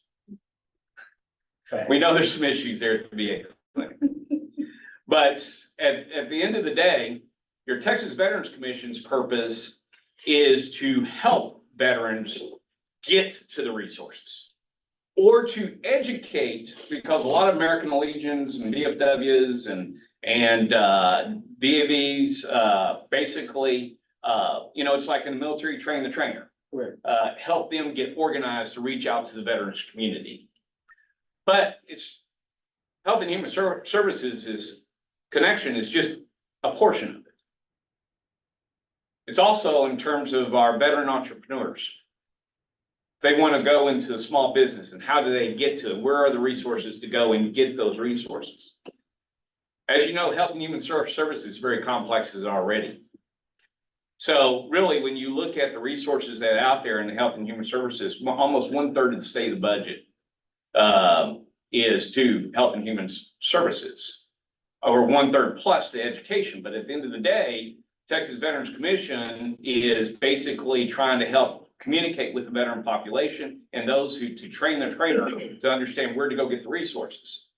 Also, their focus is to the spouse support, not only in terms of if they lose their loved one, what do you do, but at the end of the day, education benefits and so forth to be able to support them, but also on spouse and veteran certifications. If they have particular certifications, especially if they're coming from out of state, in terms of employment, and how do we go in and basically help them connect to that.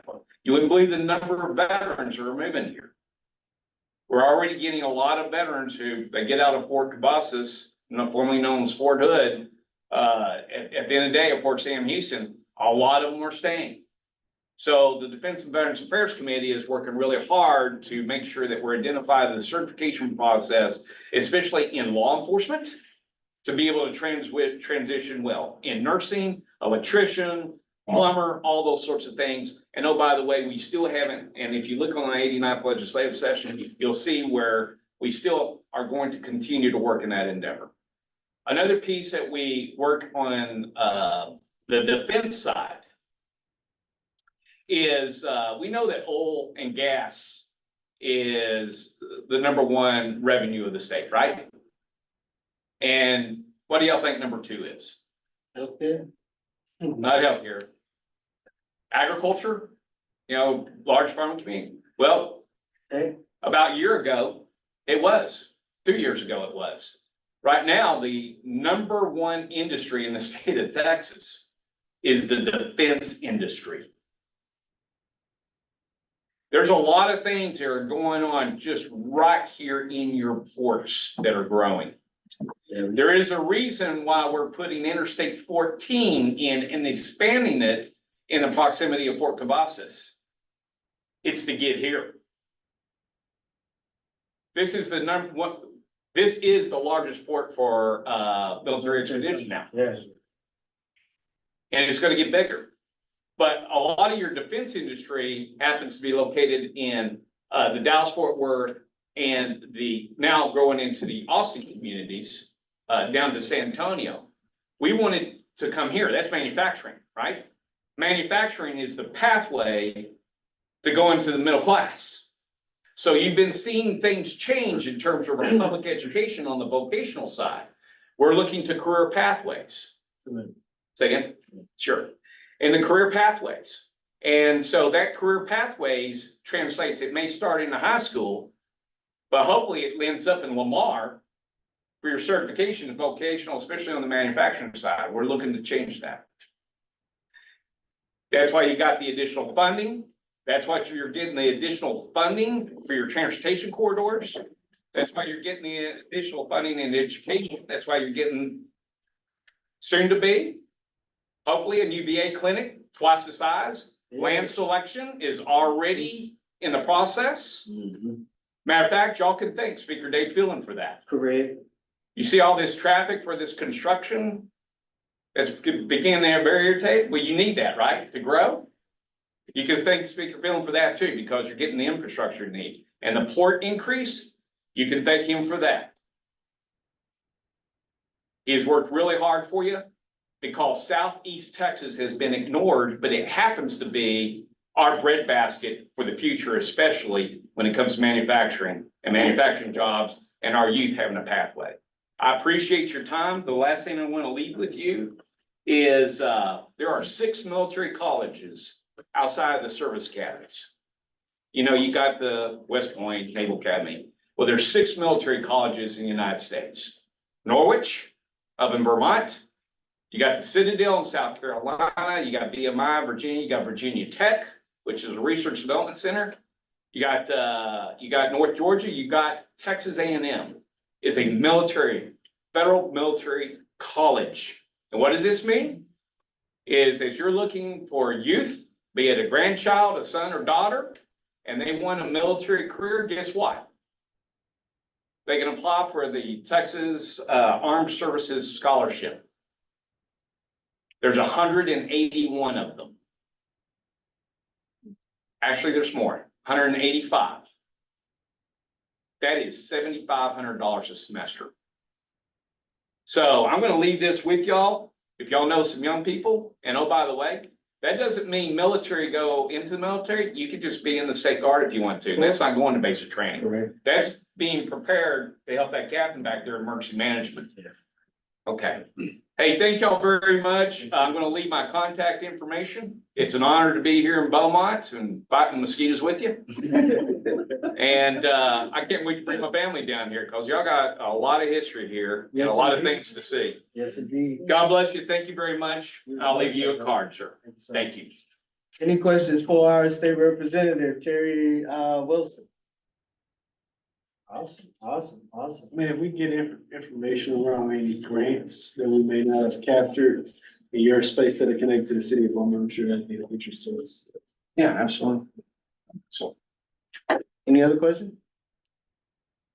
Business community, let's hear from ExxonMobil. Hey, Max, don't run. there we go. I had a few issues on the Zoom Okay. side. All good here. We don't have any significant updates at this time, but thank you for the opportunity, Chris. Absolutely. Thank y'all for attending. Naomi, Yeah.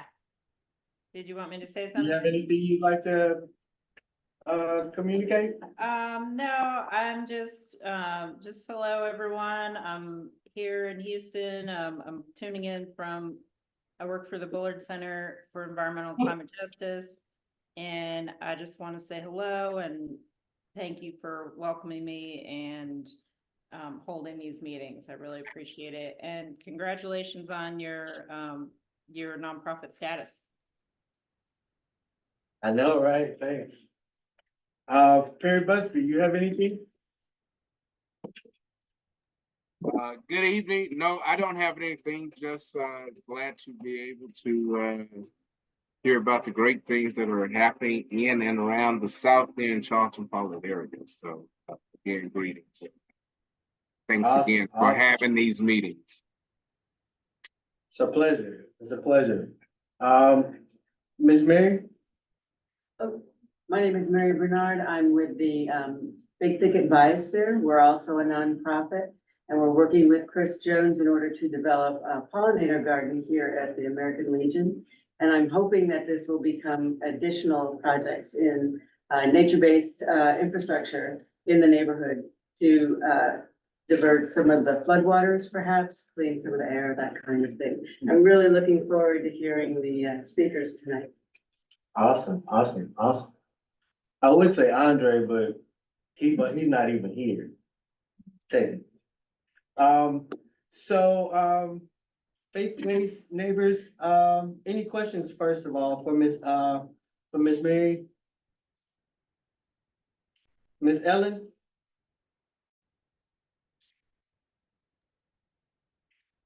I'm just a great supporter of Chris and Charlton-Pollard.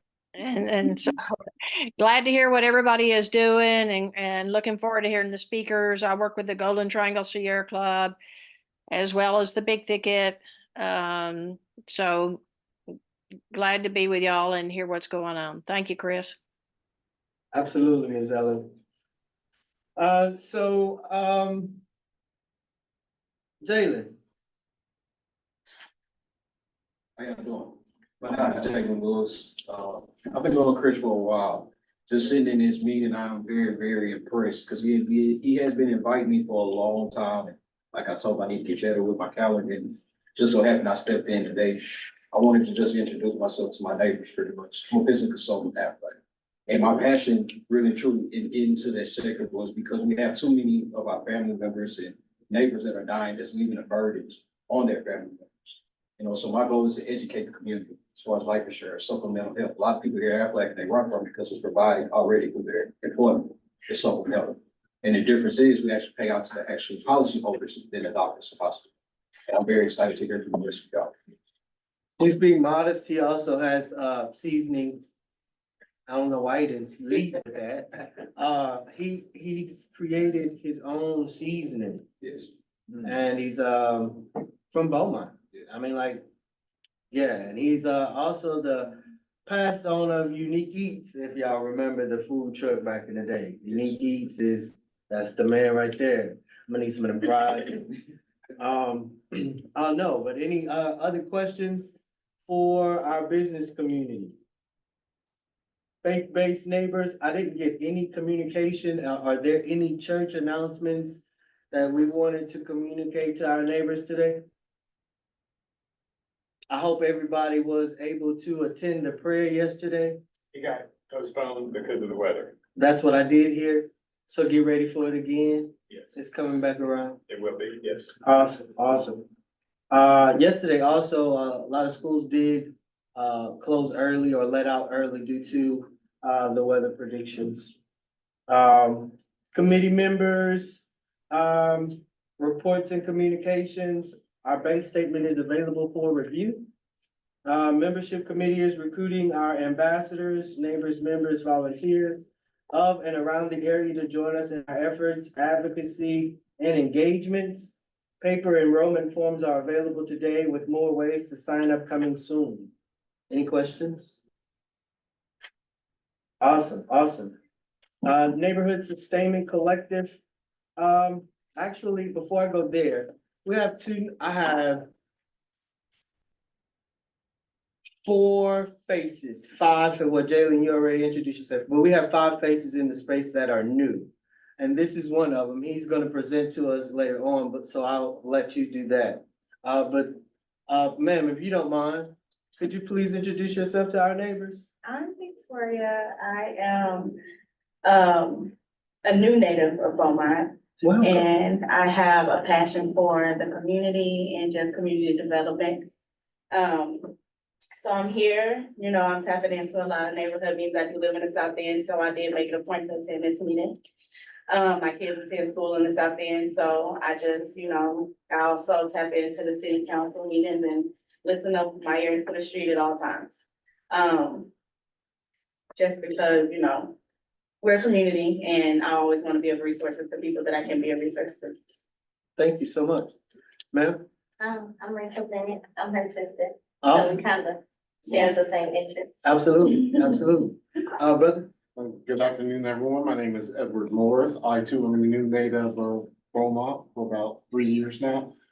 And I work in the health department. I'm very interested in helping the community as well. Awesome, awesome. Ma'am? My name is Dr. Jenny Carrillo. I'm an associate professor at Texas A&M University. in the Department of Environmental and Occupational Health. Awesome, awesome, awesome. I think that's it. Mr. Mayor, you have anything? No, I'll pass out the flyer about the announcements that is also posted. If anybody has any questions, I know I'm here late, so I wanted to make it by. Absolutely, we greatly appreciate your too. Back to the agenda. Our Neighborhood Sustainment Collective Committee has introduced two projects we're engaged in. The collaboration of the Community Air and Health Disparity Study, and the Consortium for Scenario Planning after the Aftermath Resiliency Study. Today, we seek to kick off the air and health disparities engagement in the Beaumont area and allow our partners, Dr. DJ, I like to call him AJ, but he go by DJ, and it's Ayodeji, of Prairie View A&M University, and to me, it's like a welcome home because the South End built PB, you might as well say. So welcome, brother. You have the opportunity to give us your presentation. Right now, Yeah, right now, you good. Huh? And, hey, man, when I say you got 2 minutes. Thank you. I want to consider this a big privilege to stand among the big names. I can see the captain, the mayor, the director of health, and Assistant city manager. all right, so I think I want to give myself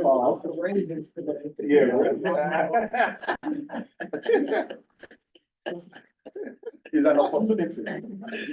Oh, man. To be present among you. Like Chris said, my name is Ayodeji, and I'm an assistant professor at Prairie View A&M University. I have background in geography and planning, what we can call urban planning. Then I have a master's in applied geography and my PhD in geographic information science. Man, you in school. Yeah, so most of my graduate education are from the university, from United States. I've been here for about 9 years now in the United States. And my interest is in neighborhood health or community health. So to put, so it's a compound interest, but a lot of things comes under community neighborhood health. So for this project, number one, we are looking at community care and health, because I believe none of us will be here today without care in our nursery, right?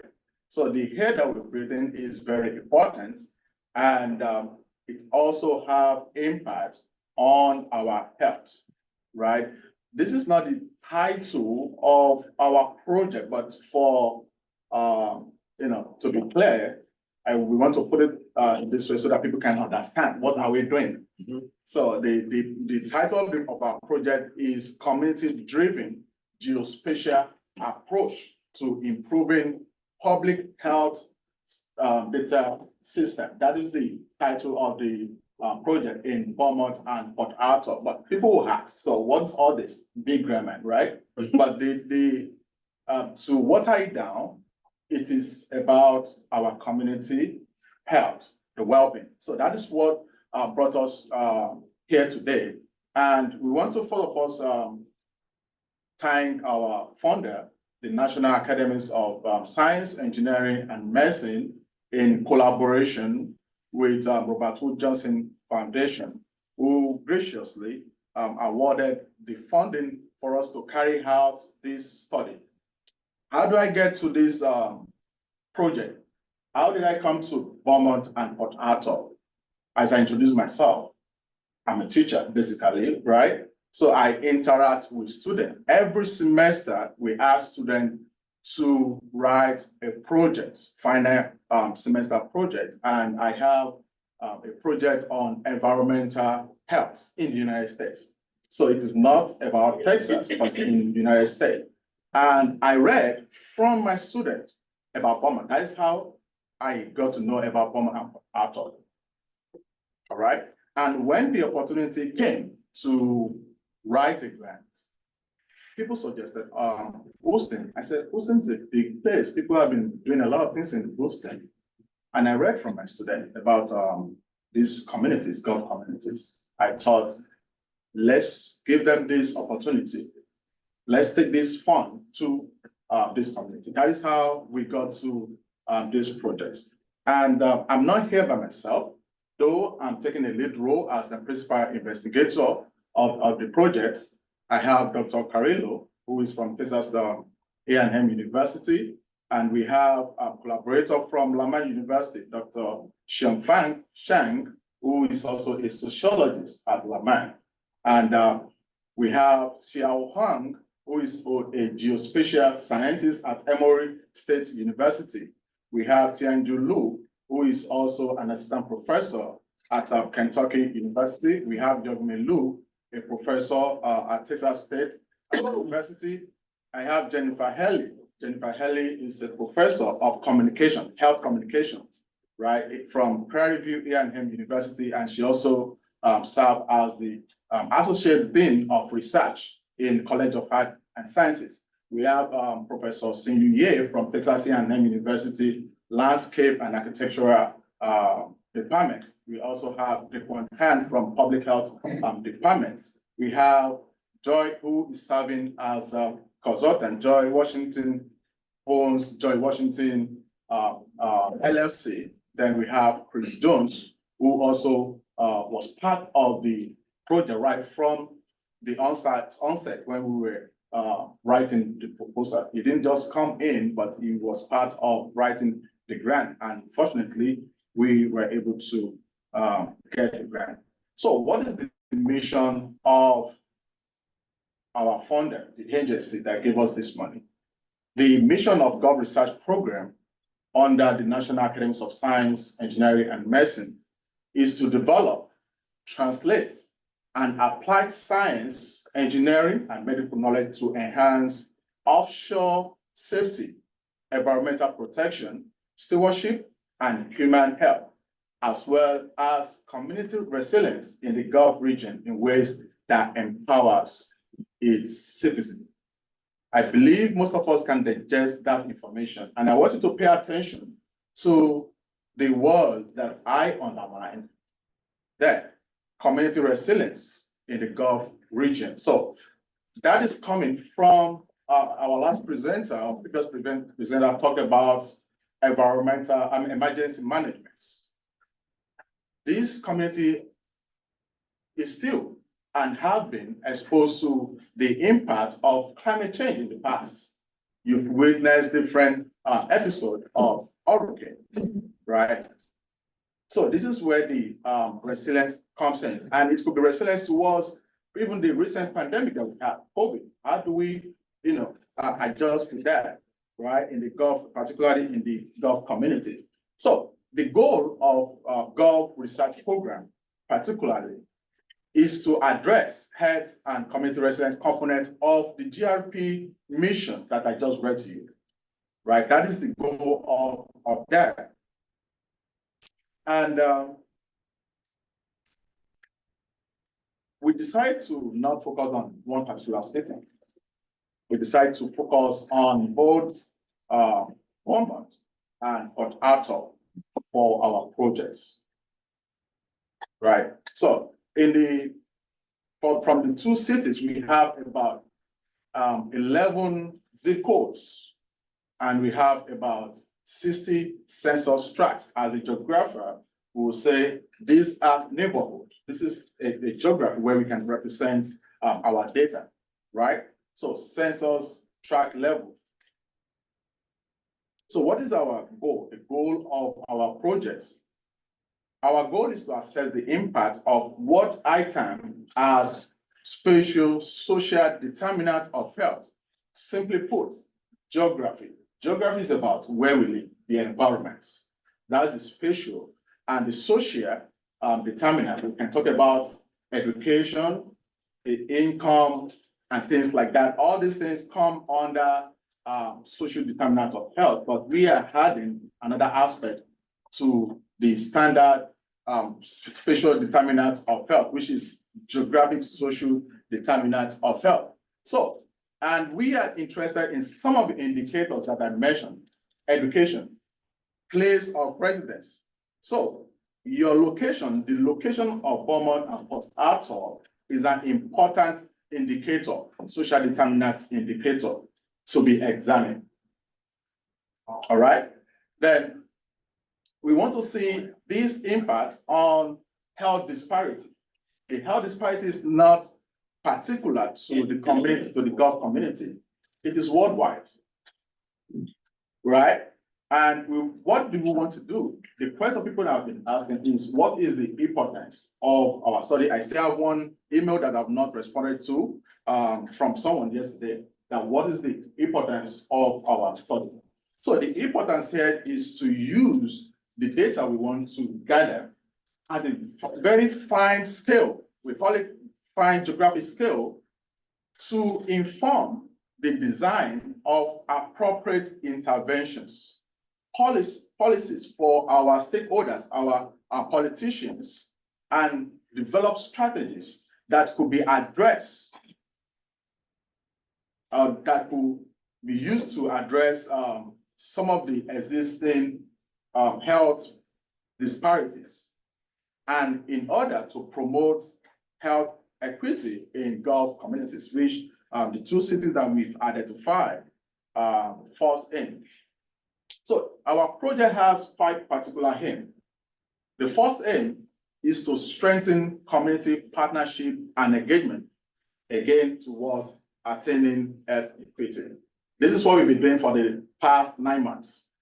Remember, I'm not from this community, and it's very hard to actually gain the trust of the citizen, the local citizen, right? So we've been trying to build the relationship, trying to build trust among the people. That is what we've been doing for the past 9 months.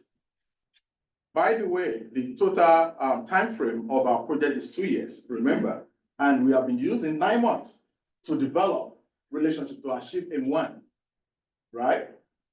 So, and again, part of what I'm doing right now is to engage with the community members in order to understand public health, existing health disparities. Remember, the aim of the total grant, the fund that we receive, is to improve public health data system.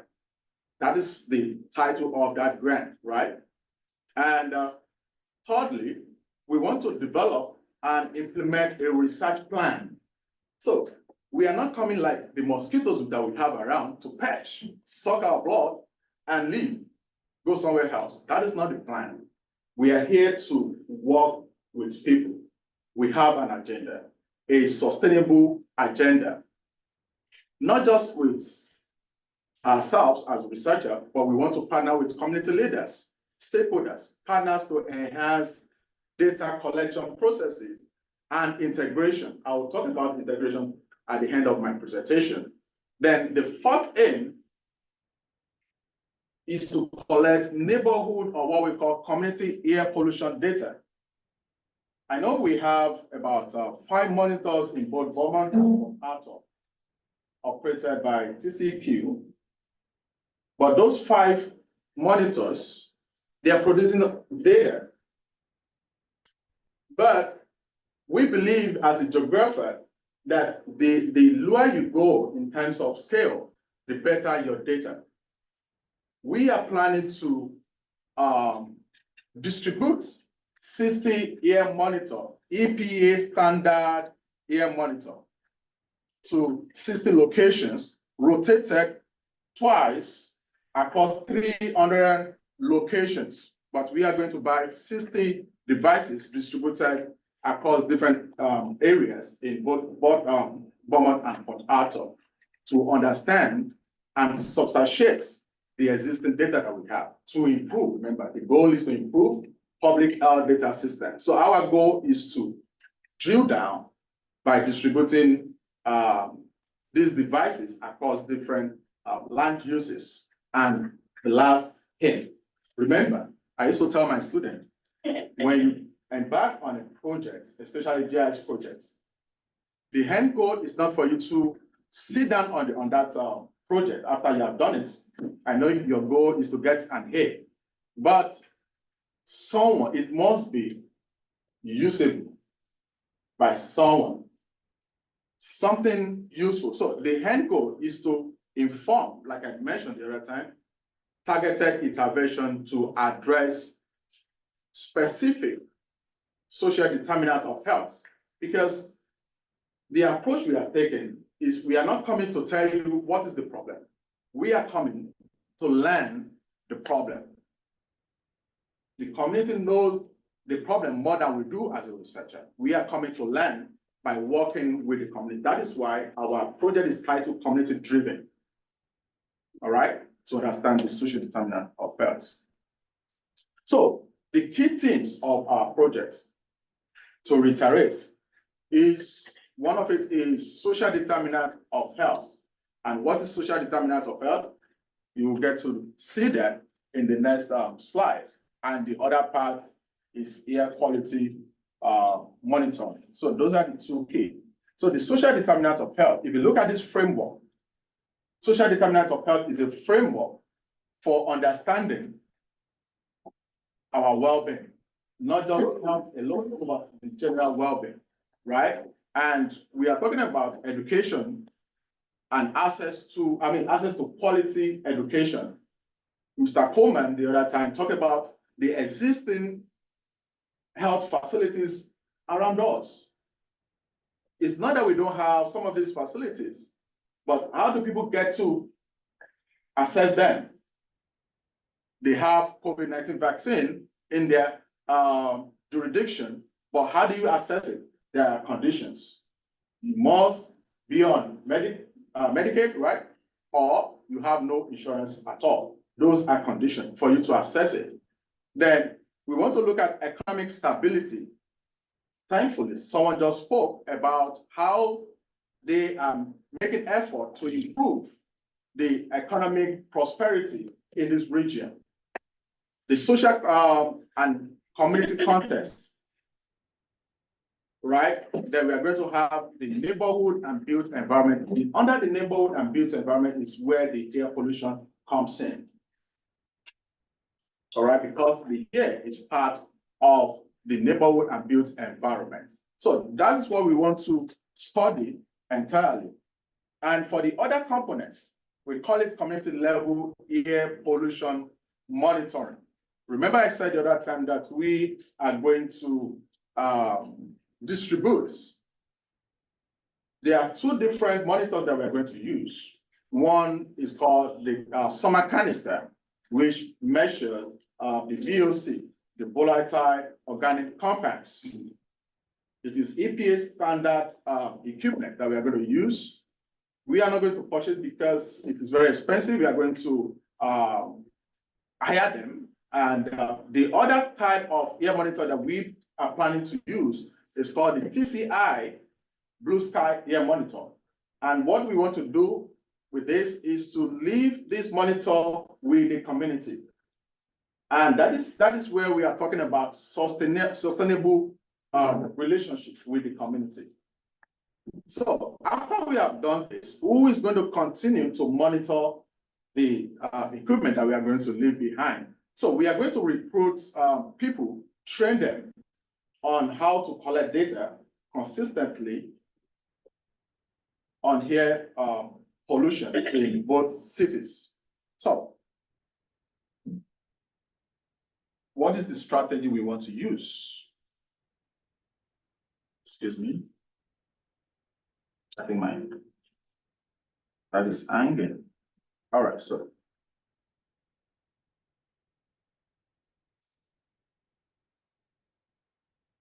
How do we want to accomplish all this? There is another framework that we call community-based participatory research approach. That means this is going to be study done with the community, okay? And as my colleague said the other time at Port Harcourt, it is about building relationship. So we are going to build relationship We are going to coordinate with people to design questions, to design techniques or methods to collect. Because I don't know places here, but the local people know where we should put a device. They are going to direct us, all right? So that is the approach that we are going to use. That is the framework called the CBPR. It's a collaborative approach which aims to address community concern.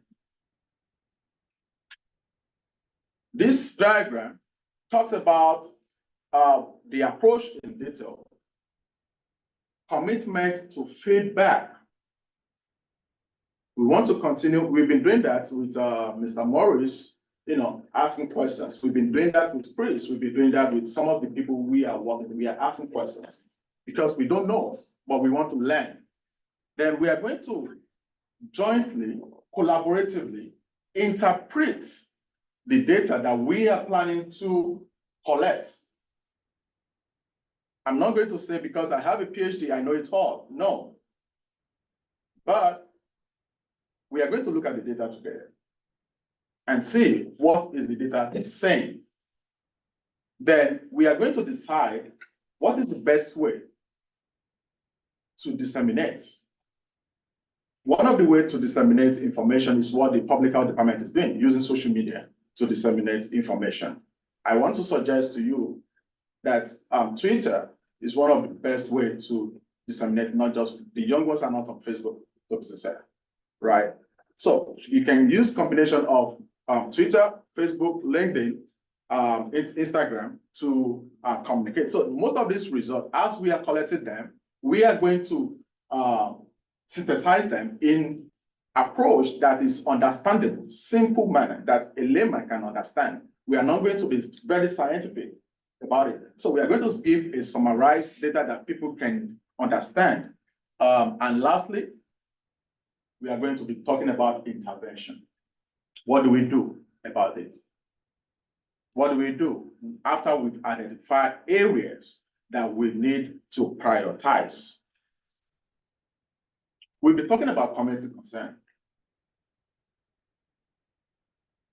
But I will not dwell on this, but part of our project is to listen. This is where the qualitative aspect, interview, comes in.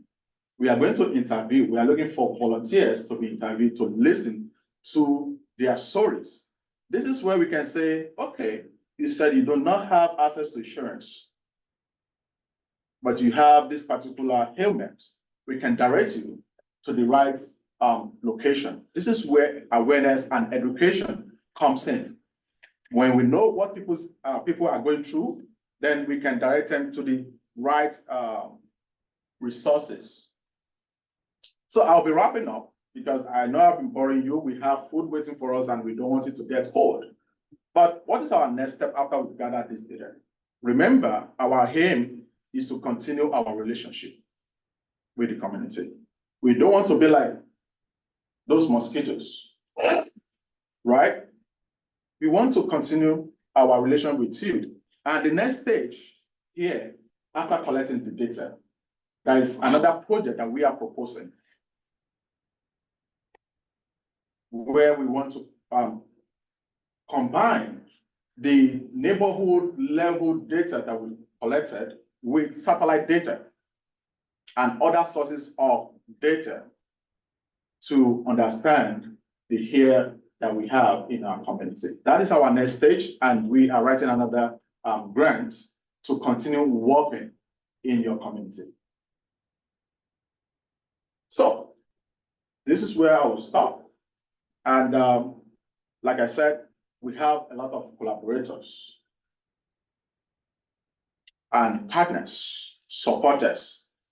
So we are not doing this by ourselves. If you ever have any question, I have my email, my telephone number, and we have a local person at Lamar University that you can reach out to if PVM is too far to go, but you have someone that you can actually talk to. And we are also recruiting people using this QR. if you are interested, there are different opportunities. If you look at different ways to participate, we are recruiting for coordinators. We need 2 coordinators, one from Beaumont, one from Port Arthur, to oversee the community research groups. We are recruiting 30 community researchers, 15 in Beaumont, 15 in Port Arthur. We are also recruiting for volunteer households that will allow us to install these devices in their lots, either your porch or your backyard. And we are also recruiting people who can tell us their stories, right, through in-depth interview. And lastly, we are going to survey about 3,000 people, right? And all these things is not for free. We are going to compensate people for their time. We know we cannot pay you enough for your time, but we are willing to compensate you for volunteering. For the first one, the Hair Monitor Coordinator, we are proposing $5,000 for the period of 10 months. And what they are doing is to oversee collection of data at 8 different times, $5,000. Then the second group, the community researchers, is $2,000 per person. Then the household volunteer is $600 per household. The in-depth interview is $100, and for the survey it is $20. So if you have neighbors, please pass the word around, and I believe the capacity of our collaborator here, who is going to promote this information in our community. Thank you for your time. I really appreciate it. If you have questions. Awesome. So I do have some questions online, some concerns as well online. I would also like to mention that we got some comments as well. So online on our Facebook page, if I can, Ms. Cheryl Richardson Jackson, who are the people that will be trained to do the mentoring, if I may? That will be the community, the grander community. That will be residents of Beaumont and Port Arthur. But if you wanted to answer that. I think you've answered it, so, yeah. She said she personally don't like outsiders coming in telling us data that we already are aware of. And that's the reason for us recruiting our neighbors, is so that it's more of an engagement and a reinsurgency of our neighbors. But if you feel you could. All right, yeah. Because you're not from Beaumont. So. Yeah, I'm not from Beaumont. So that's why I said, we are not telling you what is happening. We don't know. For you, I don't know. But we want to learn from the people. We want you to tell us what is going on in your community. And for those who are going to be involved, one of the criteria is that you must be a resident in Beaumont or Port Arthur. We are not bringing people from Katy or Houston or Louisiana to come and work here. No. One of the criteria is that you must reside, and it must be confirmed that you live here, right? That is why we have the community partners who can identify who is who, right? From what, I mean, the way you see me, you know I'm not from here. I'm not hiding that, right? But my job is to carry out this research with the people. So it is the community that is going to handle the data collection. Your people. She also said grants aren't needed to provide information that we are aware of. I want to say it's the collection of this data. She said it's a volunteering. How does money come into play? Money is the incentive, but you could definitely answer that as well. All right, so to answer that question that we don't need grants. Money is needed for everything. So, like I said, we know that there's something in our environment. And I mentioned that we have 5 different hair monitors. I acknowledge that. But we want to distribute more devices that will collect fine scale data sets. The better you have at the finest scale, the better your data. That's the science, right? So that's what we call coarse data. That's what we call fine level data. We are providing fine level data. And at the end of the day, we are going to see what is this data from the fine scale is saying about the existing data that we have comparative. Right, that is what we're doing. Okay, and from our Zoom members comment, this is an awesome opportunity. Also from another one of our Zoom participants, which air pollutants will your monitors measure? And I think I heard you say 16, is that correct? Or 60? All right, so when I mention number, I mentioned 60 air monitors, locations, 60 locations, 60. Yeah. Locations. And there are several of them.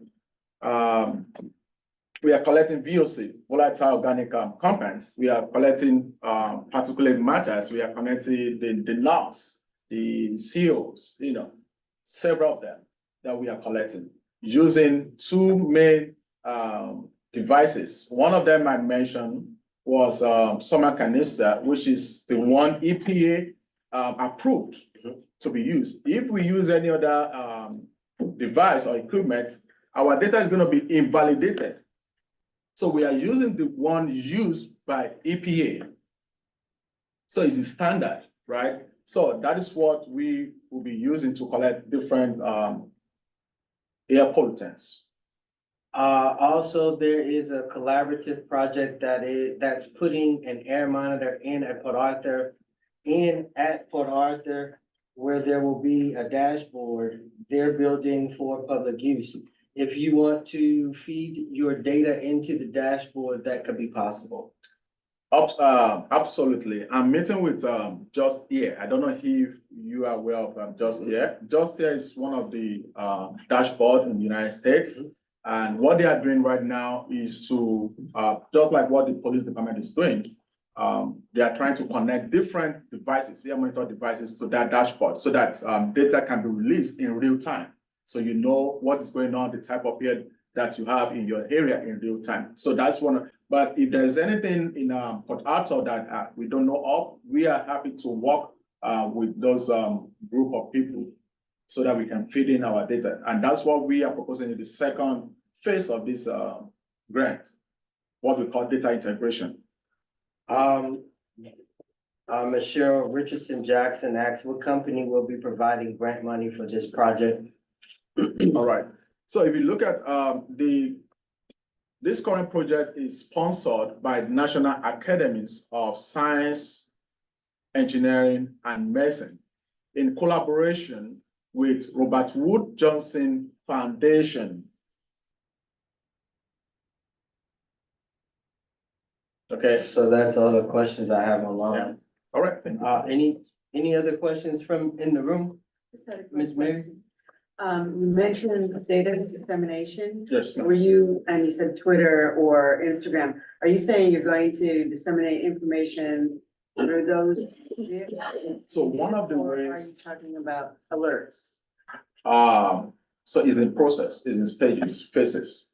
But after we conclude with this section of this study, we are going to summarize the data and talk with the stakeholders and see what are the best ways, what are the platforms that we could distribute or disseminate this information. And like Mr. Coleman said, one of those things is Facebook, where especially some group or some demographic use, and I suggested Twitter as another platform. But we are planning to build a website where we can upload this summarized data, not the fine scale data we have, but the summarized data that people can understand, for public consumption, right? So this data is going to be public consumption, but what we mean by public consumption, it is a refined data that has been probably analyzed, summarized, that we can disseminate to people. So one of the ways that we can also do this is through SMS, but what we are thinking right now is through dashboard, right? That will be the second phase of the project. All right. Any other questions? I have a question. Are you aware of any research that is similar to what you're doing that's been done before, either first? All right, I want to, this is not the first. Yeah, in fact, I have a document I downloaded, but majorly on social determinant of health, and we also have other studies that have been conducted on air pollution. So you might ask that what is the difference between our project and the existing studies that have been done? And simply put, like I said, we are doing community level, fine scale level to see what we have and what we want to collect, right? How many of this network, we call it air monitoring networks, how many of them? Probably we have 5 from TCQ, and I also learned that Southeast Texas Regional Planning Commission also have their network, but we don't, I look at their website, I don't see this data so that we can compare. But the one that is public is through the TCQ that we can compare. And what we are planning to do, we are actually going to co-locate our devices with EPA air monitors. Co-locate means if you have your device there, we are going to put our own device there to see whether the data is saying the same thing. Just to corroborate what we have, then we can actually probably say, this is the same data, we did this, and we compare our data with existing data, and this is what we find. And if there's any disparity means difference that we can say. So we can clear the air, right? What people have been insinuating, people are insinuating a lot of things, but we want to hear, we want to come here and say, what we are going to collect is going to clear the air better. Yes, sir. What would be the process if, let's say, your funding was different from something the EPA has? Because what would be what? Come in. What would be the process if your finding was something different from the EPA? It does have their poster findings online. So what would be the difference? I want to get the question. And that's what I'm So like, what would be the process, what would be the internal process if that data is different than what's posted? What is private?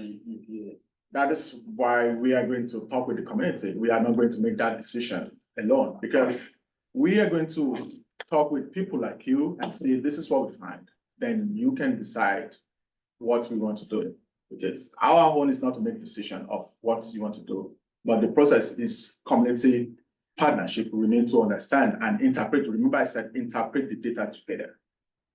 So that's the information you are getting there, which is different, right? Probably you might want to call another third person to probably see it from the way we say it, but we are going to see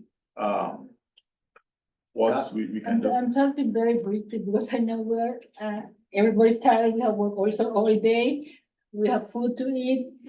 EPA right now is asking for a framework to collect all the secondary data, even if they have, because nothing is integrated. So that's one of the following of research that we're going to do. Well, we're trying to see if we get money.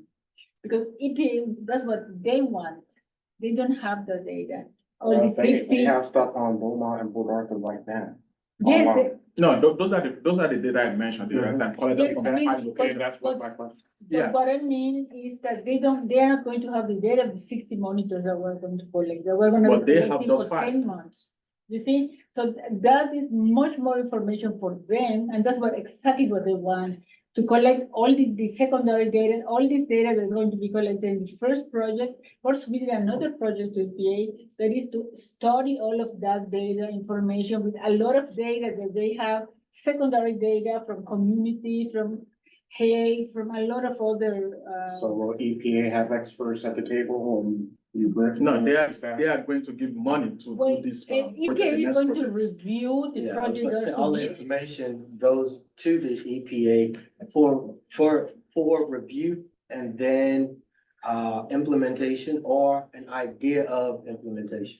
Yes, That's what. And that comes in as far as regulations, legislation, different things like that. The only data that we're going to collect is going to go through the Robert Wood Johnson Foundation and through EPA as well. They're going to have everything that we're going to, if they give us. But that's So, exactly what they want. Yeah, you mentioned the process. So the process, like I said, it starts from us sitting down to see, to look at the data together. Then, like this, Jen said, the EPA will see what is wrong with our data. Is it well collected? They are going to vet the process of collecting the data. That is why we are using their own standard to collect the data. And what important. And after all, we are going to integrate this data with existing data. That is what they are calling for in their next grants now, to collect different type of data and integrate them to make another sense. They know that one type of data might not speak everything we see. So they want different type of data to be integrated together and see what is going to come out. That's another process. I think that should answer the question of what will be the process. We are going to do data integration. And the other thing I wanted to just mention very briefly is that we're submitting a proposal, and a lot of scientists are going to revise that proposal if we have every single detail that they want. And it's going to be extremely complicated because we have to do QC, quality data, how we're gonna management, who is gonna management, but it's extremely detailed, the proposal that we're submitting to the EPA. And if they agree, because that's what they want, they're trying to respond to this proposal, exactly what they are asking in the request for proposals. And if they approve, because we have to pass through a lot of reviewers, then that's when they will vote it wrong. Maybe they say, no, that's not what we want, and that's fine, but that's exactly what they want, because they don't have that information. They do have some information, but no, it's not as many monitors as we're going to have, that's all. Okay, are we ready for the food? Yeah, please feel free. Questions? If you have questions, we'll still be engaging. But yeah, please feel free to grab you some grub and if you do have to tip out, that's understandable as well. But yeah, please feel free to grab a bite. There's sandwiches and wraps, chips and dip. And we have drinks also that's available, sodas and water if you so choose.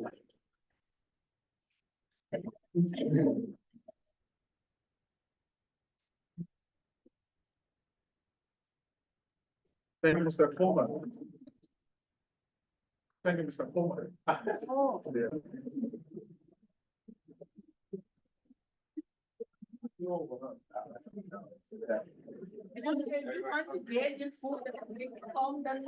Yeah, please. If you wanna make some food, feel free.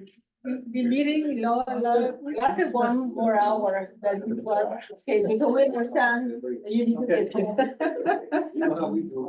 Yeah, right. Item number 3 on the agenda, and you can still move around. Please feel free to move around. Item number 3 on the agenda is our old business, new business.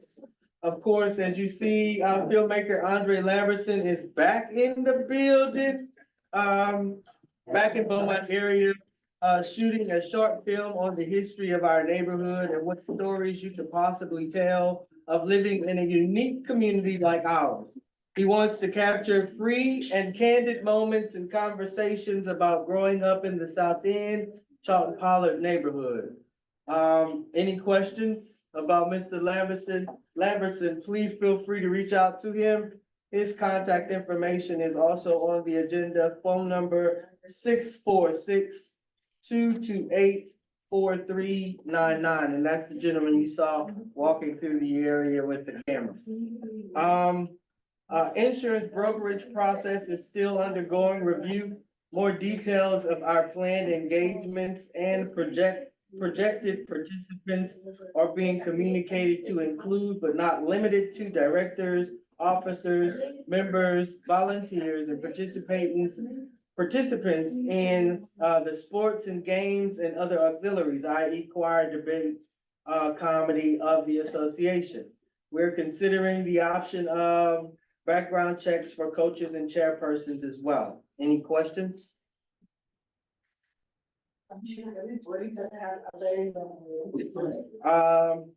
Next, item, next, business is the association has completed, the draft of its waivers for individuals to agree to if enrolled in sports and gamings and other auxiliaries hosted by the association. On the table, there's a packet of, waivers. Those waivers, are, pertaining to what the association will have. Again, there is the general membership waiver, there's sports waivers, there's choir waivers, and other, again, waivers that, are affiliated with the South End Community Association, including media and,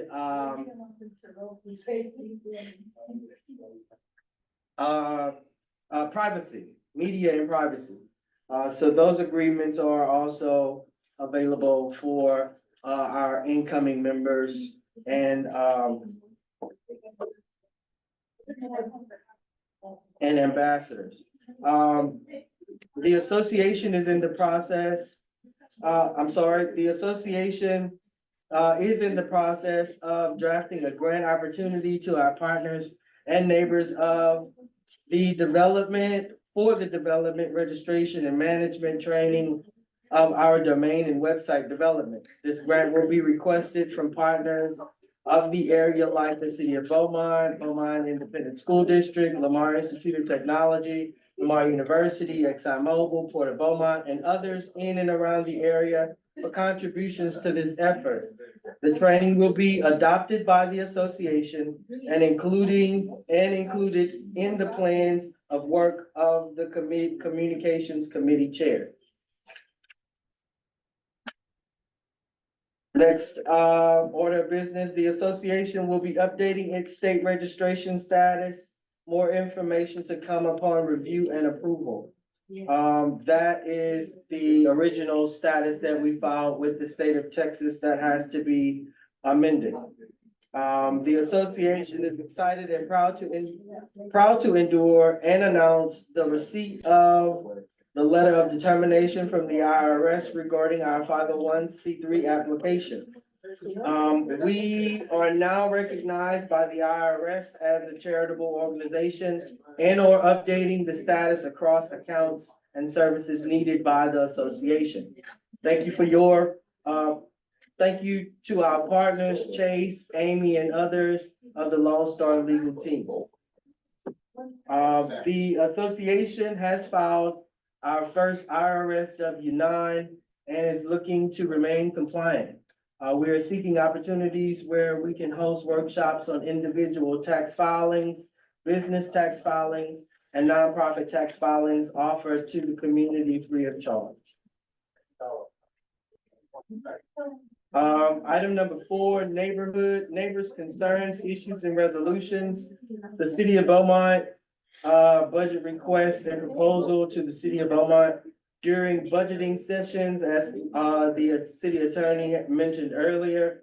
The association would like to gauge the request of the service area into areas that could be considered as budgeted items for the 2024-2025 annual budgeting process.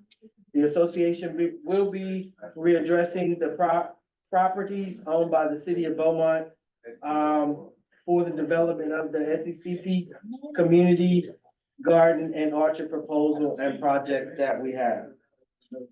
Other neighbor concerns and issues are mosquito treatment requested in storm drains, as City Health Director Coleman did mention.